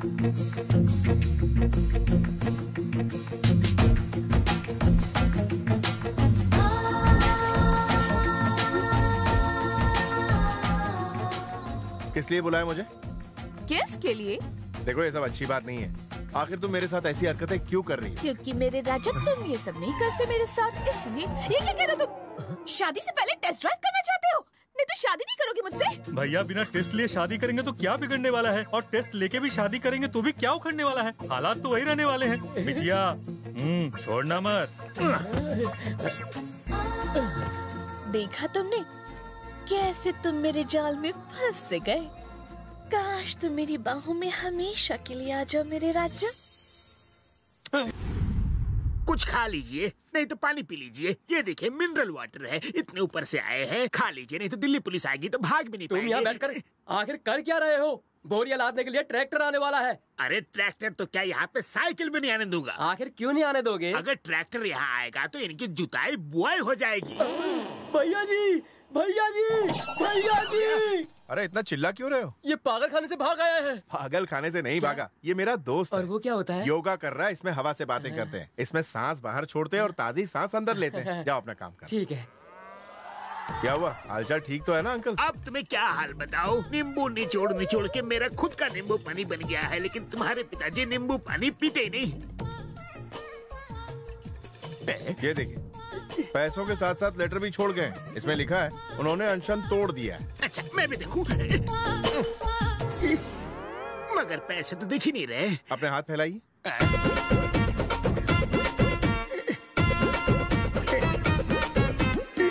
एक्चुअली वो 50-50 लाख के 3 बंडल छोड़ गए, जिसमें से 50 लाख आपकी टिप है। आपने उन्हें नींबू पानी पिलाया ना, अब नाराज नहीं होना। लेकिन ये बताओ, मुझे पैसे दिख क्यों नहीं रहे? जब आपको पैसे देने वाले ही नहीं दिखाई दे रहे, तो पैसे कहाँ से दिखाई देंगे? अरे ये सब छोड़ो, मुझे बस पैसे देखने हैं। मुझे भी उस हॉस्पिटल का एड्रेस दे दो जहाँ तुमने अपनी आंखों का ऑपरेशन करवाया था।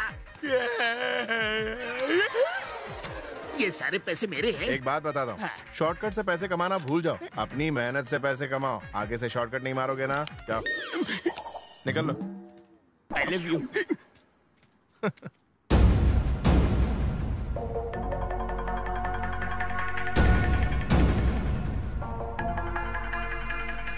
तुम्हें यहाँ से जाना होगा। तुम्हारे साथ कुछ दिन क्या बिताए, सबको तुमसे लगाव हो गया। यह इस परिवार और मेरे इलाके के लिए बहुत खतरनाक है। जैसे आए थे वैसे ही चले जाओ। अपनी जिंदगी में एक तो अच्छा काम करते जाओ।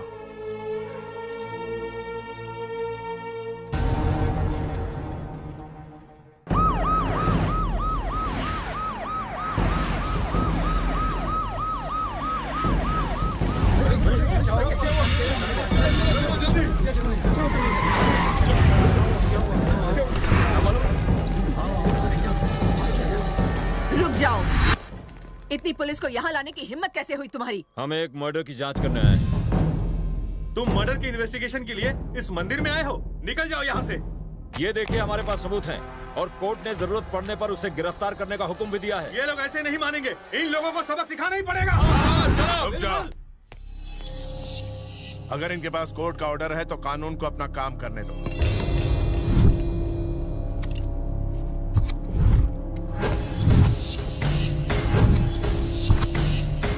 हमें तुम्हारी उंगलियों के निशान जांचने हैं। यहाँ आके उंगलियों के निशान दो।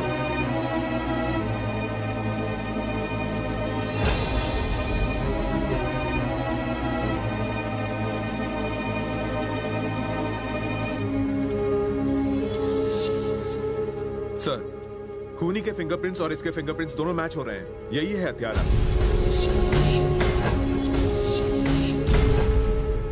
20 साल पहले हरिश्चंद्र प्रसाद की ठीक यहीं पर हत्या कर दी गई थी। उन्हें मारने के लिए इस देसी कट्टे का इस्तेमाल हुआ था। खूनी का पता लगाने के लिए परिवार में हर किसी की उंगली का निशान लिया गया था। इसकी उंगलियों के निशान इस पर मौजूद निशान से हूबहू मिलते हैं। रुक जाओ, खून तो एक बच्चे ने किया था। उस बच्चे के फिंगरप्रिंट्स हमारे भैया के साथ कैसे मिल सकते हैं, बताओ? उंगलियों के निशान हमेशा एक जैसे रहते हैं। आपके बड़े छोटे होने से कोई फर्क नहीं पड़ता, ये कभी नहीं बदलते। इसने इनके इशारे पर हरिश्चंद्र की हत्या की है। मेरा बेटा मेरे पति को क्यों मारेगा? इसे गिरफ्तार करके ले जाने की हिम्मत है तुम में? तुम्हें यहीं जमीन में गाड़ दूंगी। आप अपने बेटे से बहुत प्यार करती हैं, लेकिन आपका बेटा आपको बिल्कुल नहीं चाहता। इसने अपने बाप की जायदाद और ऊंचे रुतबे को ठोकर मारी, जिंदगी भर घर के पीछे रहा। उसने सबको बताया कि उसका बेटा कहीं गायब हो गया है, लेकिन चुपके से उसे कहीं और पाला पोसा और बचपन से ही उसे एक खतरनाक हत्यारा बना दिया। सिर्फ सत्ता के लिए इसने आजमगढ़ के पिता कहे जाने वाले हरिश्चंद्र प्रसाद को अपने बेटे के हाथों से मरवा डाला। आपके इस सौतेले बेटे ने। राम प्रसाद, तुमने अपने बेटे की मदद से अपने पिता को मरवाया, ये ऐसा कह रहे हैं? तुम खड़े खड़े सुन क्या रहे हो? एक बार ना कह दो, फिर देखो यहाँ के लोग इनका क्या हाल करते हैं। तुम चुप क्यों हो? कुछ तो बोलो बेटा, इन्हें मुंह तोड़ जवाब दो बेटा। यही सत्य है। क्या?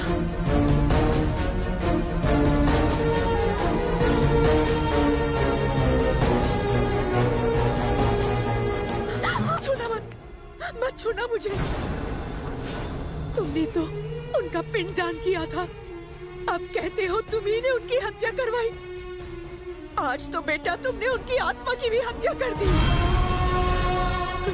आज तक मैंने यही सुना था कि पिता अपने बेटे को एक अच्छा इंसान बनाते हैं, पर आप तो पहले ऐसे बाप होंगे। जिसने अपनी बेटी को एक हत्यारा बनाया है। हम कभी सपने में भी नहीं सोच सकते थे अंकल कि आपके महान होने के पीछे इतना भयानक आदमी छिपा हुआ है जिसने सत्ता पाने के लिए अपने पिता को मार दिया। आपके इस घिनौने काम को देखकर हमारा तो भगवान पर से विश्वास ही उठ गया। इसे तो कुत्ते की मौत मारना चाहिए। काट दो इसे। कौन बोला? किसने ये जुर्रत की? डीजीपी, इससे पहले कि लोग इन्हें गुस्से से मार दें, इन्हें मेरी नजरों से दूर ले जाओ।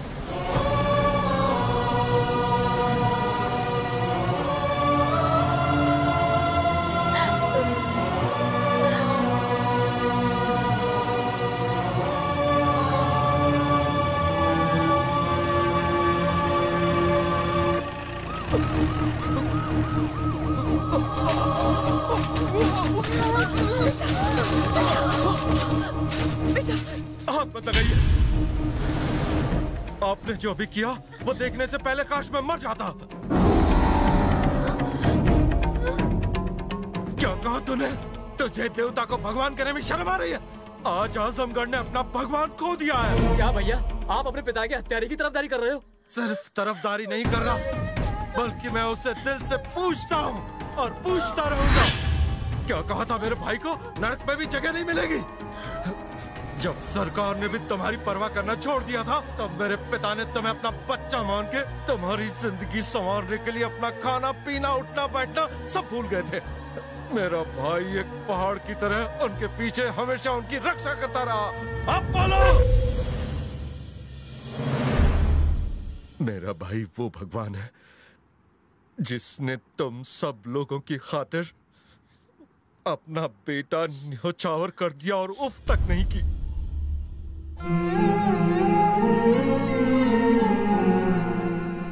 अरे पगली, भाई ने कभी किसी को धोखा नहीं दिया। वो तो हमेशा हमारे लिए जिंदा रहा और आगे भी रहेगा। उन्होंने कभी तुम्हारी खुशी में कोई कमी होने दी? तुम्हें कभी एहसास हुआ कि तुम अनाथ हो?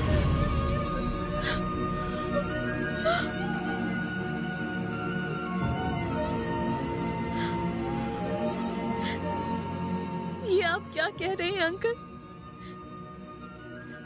मैं एक अनाथ हूँ? मैं इस परिवार का हिस्सा नहीं हूँ? आज से 25 साल पहले जब पिताजी फॉरेन इन्वेस्टमेंट लाने के लिए लंदन कॉन्फ्रेंस में गए थे, तभी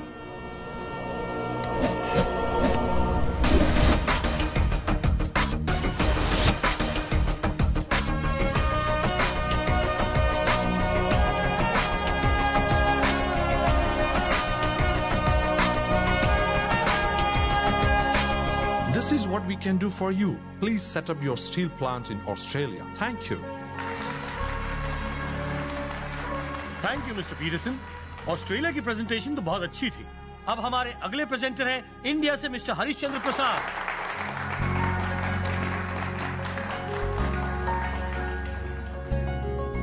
May I connect your laptop to presentation slide? मेरे पास कोई लैपटॉप नहीं। इन्हें तो लैपटॉप की स्पेलिंग तक पता नहीं होगी। ये इंडिया से जो हैं। Please stop. जो देश टेक्नोलॉजी का सहारा नहीं लेता, वहां भला हम पैसे इन्वेस्ट क्यों करें? आपको भी एक विजुअल प्रेजेंटेशन देना होगा। जो देश एक प्रेजेंटेशन नहीं दे सकता, वहां इन्वेस्ट करने से हमें तो एक जीरो ही मिलेगा। अच्छा, ये बात है। जीरो के बिना मैथमेटिक्स नहीं होता, और मैथमेटिक्स के बिना तुम्हारे कंप्यूटर लैपटॉप किसी काम के नहीं, कचरे का ढेर हैं ये।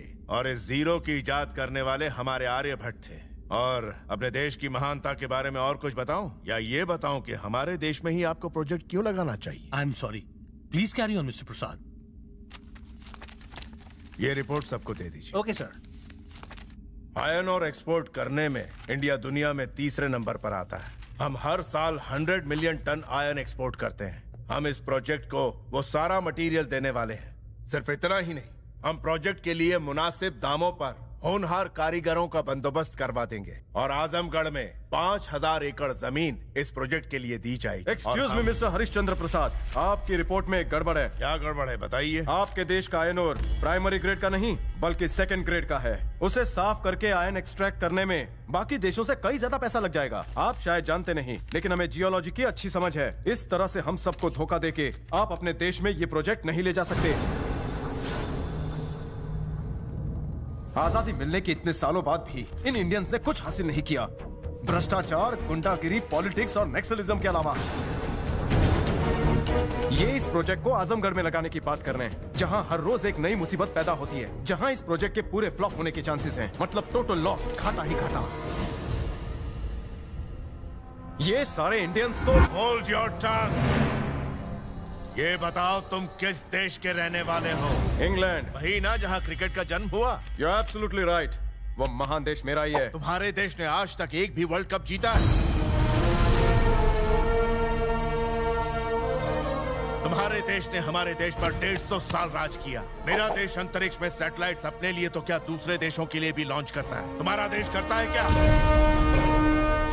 हमने क्या हासिल किया है? अगर मैं बताना शुरू करूं ना तो तुम्हारी जिंदगी बीत जाएगी सुनते सुनते।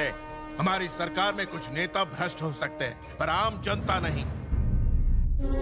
लोन लेने के बाद उस लोन को चुकाने के लिए हम जी जान लगा देते हैं, लेकिन किसी से धोखाधड़ी नहीं करते।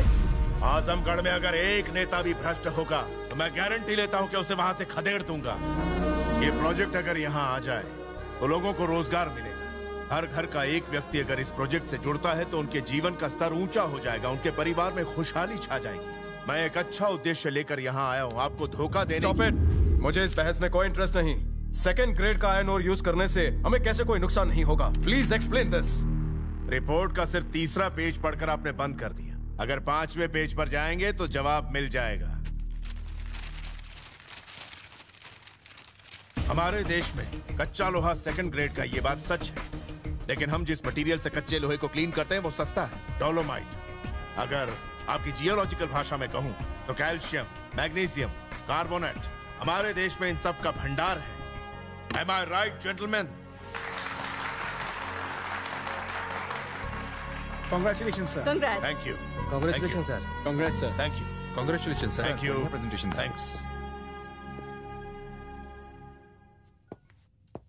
Expansion is life. Contraction is death. खुद के लिए तो जानवर ही जिया करते हैं। वैष्णव जन तो तेने कहिए जे पीड़ पराई जाने रहे, ये बापू ने कहा है।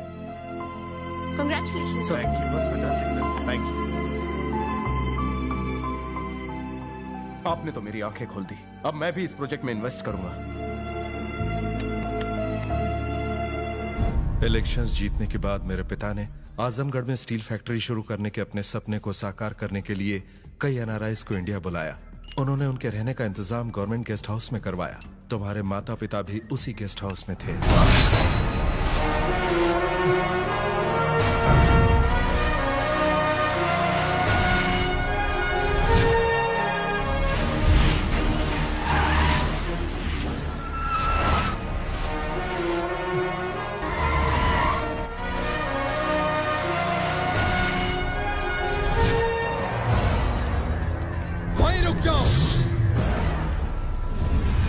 यहाँ फॉरेन डेलीगेट्स आए हुए हैं। यहाँ कोई बदमाशी करने की सोचना भी मत।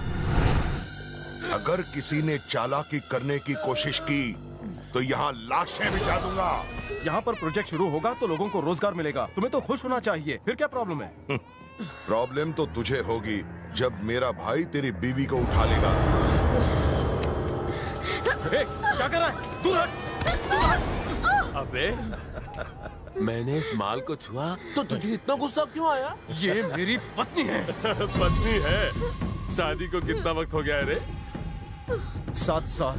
7 साल पुरानी पत्नी को छुआ तो सूट पहने बाबू को गुस्सा आ गया? और तुम लोग उस जमीन पर कब्जा करके फैक्ट्री खोलने का सोच रहे हो जिसपे पिछले 25 सालों से हमने राज किया है। सोच मुझे कितना गुस्सा आ रहा होगा। हम सभी लोग यहाँ पर हरिश्चंद्र जी के कहने पर आए हैं। अगर हम में से किसी को कुछ भी हुआ तो तुम में से कोई नहीं बचेगा। उस बुढ़े पे बड़ा भरोसा है तेरे को?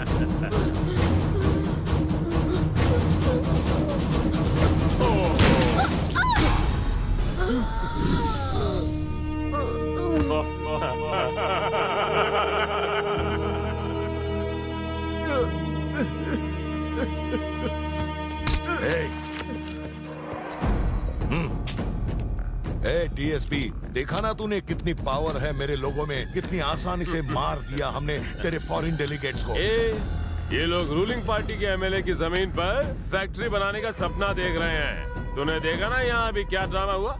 जा जाके ये उस बूढ़े को बता दे। और ये पकड़, इन पेपर्स पर उस बुड्ढे की साइन लेकर आना। इसमें लिखा है कि ये लोग यहाँ इन्वेस्ट नहीं करना चाहते। ये लैंड सरकारी नहीं है, ये प्राइवेट लैंड है। बिल्कुल देर मत करना, 30 मिनट बाद एक एक करके सबकी लाशें यहां गिरा दूंगा। जा, जल्दी जा।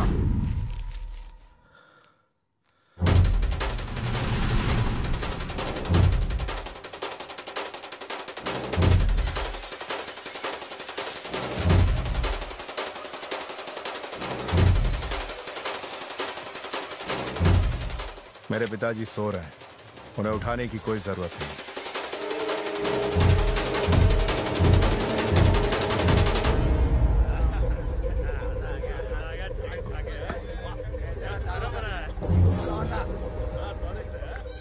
भाई 1 घंटा पूरा हो गया और इंतजार नहीं होता। चलो कुछ धमाका किया जाए। ये लोग की तो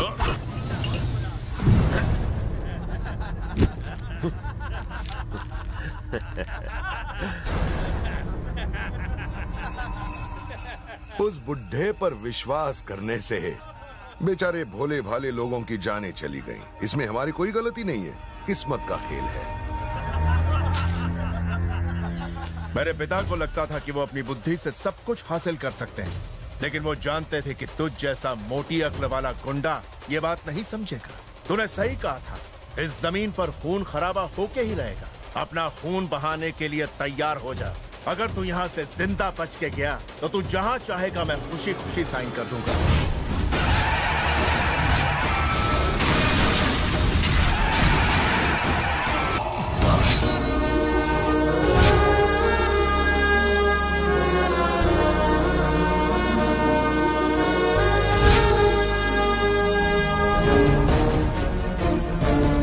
मेरे 100 लोगों को मारने के लिए देखो एक अकेला सर फिरा आया है। 100 कुत्तों को मारने के लिए एक ही शेर काफी होता है। आओ सालों, अगर दम है तो।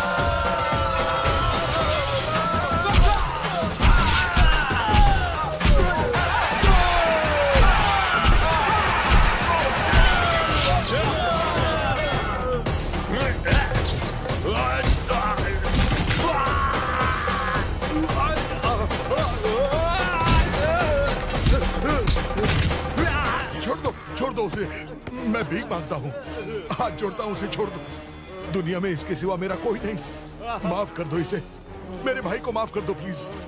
आप बोलो तो यहाँ से दूर चले जाएंगे हम। सर, उन्हें कहिए ना मेरे भाई को छोड़ दे।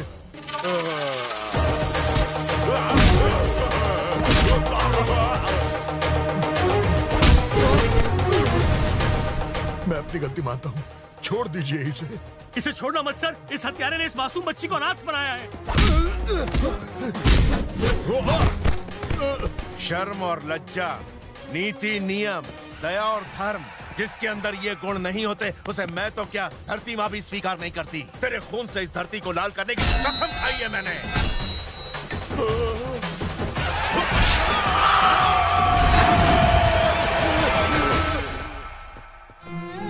आज हमारी वजह से इस बच्ची ने अपने माँ बाप को खो दिया। यह अकेली हो गई। आज से इसको पालने की जिम्मेदारी हमारे परिवार की है।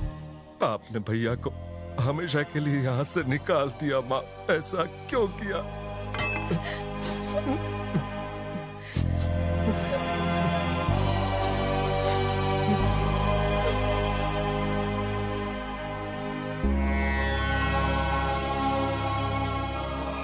मुझसे गलती हो गई, मैं उसे घर लाऊंगी।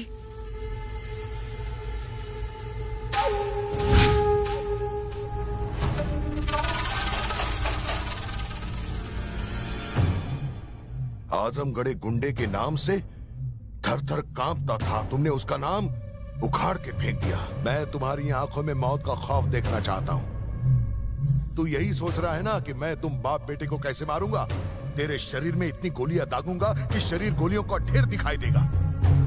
तू मरते मरते डर से चिल्लाएगा और वो सुनते ही लोगों के मन में नागेंद्र का डर फिर से फैल जाएगा। गली गली बच्चा बच्चा चिल्लाएगा, अरे जल्दी से सो जाओ, नागेंद्र भाई आया है। सिर्फ आजमगढ़ को ही नहीं, पूरे राज्य को मेरे खौफ से डराऊंगा।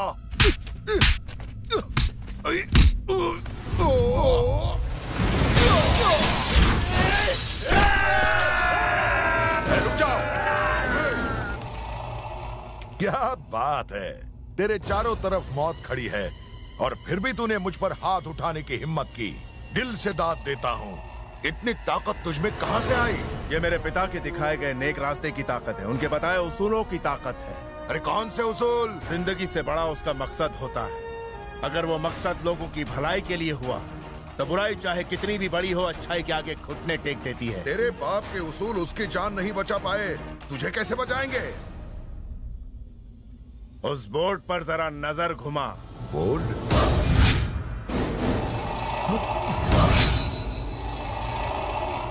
3 मिनट बाद इस साइट पर एक के बाद एक धमाके होने वाले हैं। जिंदगी से प्यार है तो यहां से भाग निकलो।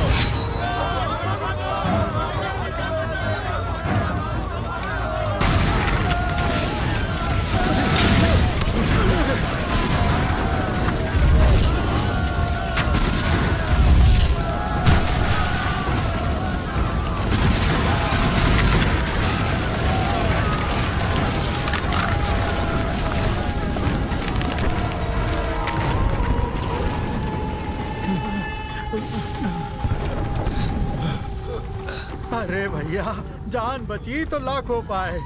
लगता है वो बाप बेटे तो अपने आप ही मर खप गए होंगे।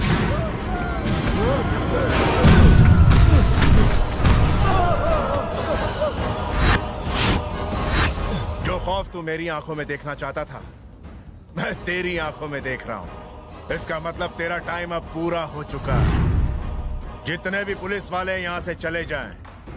मेरी तुम लोगों से कोई दुश्मनी नहीं है। मैं नहीं चाहता तुम्हारे बच्चे अनाथ हों। इन लोगों से डरने की कोई जरूरत नहीं है। निकलो यहाँ से।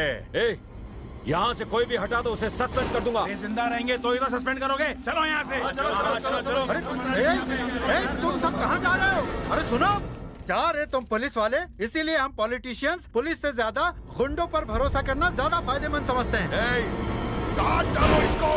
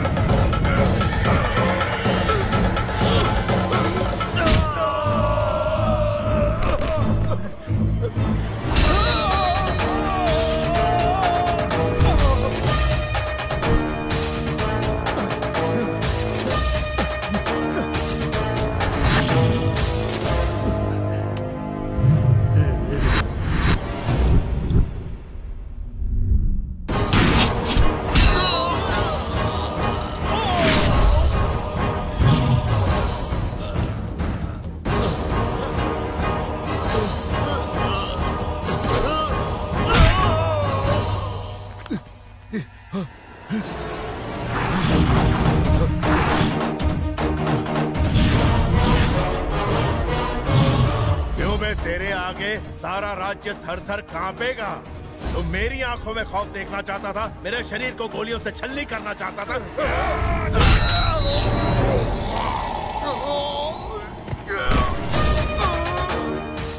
ऊपर वाले ने मेरे परिवार को सब कुछ दिया, लेकिन वो एक चीज देना भूल गया, और वो है खौफ।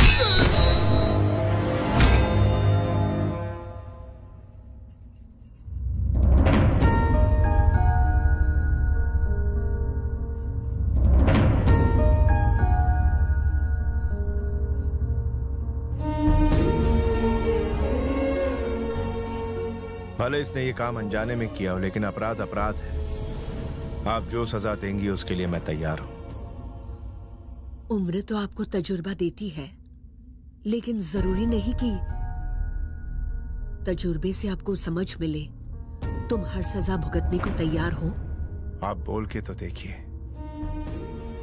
अपने पिता की आत्मा को शांति देने के लिए तुम्हें अपने घर में वापस आना होगा। उनके वारिस के तौर पर तुम्हें लोगों का मसीहा बनकर इन्हें सही रास्ता दिखाना होगा।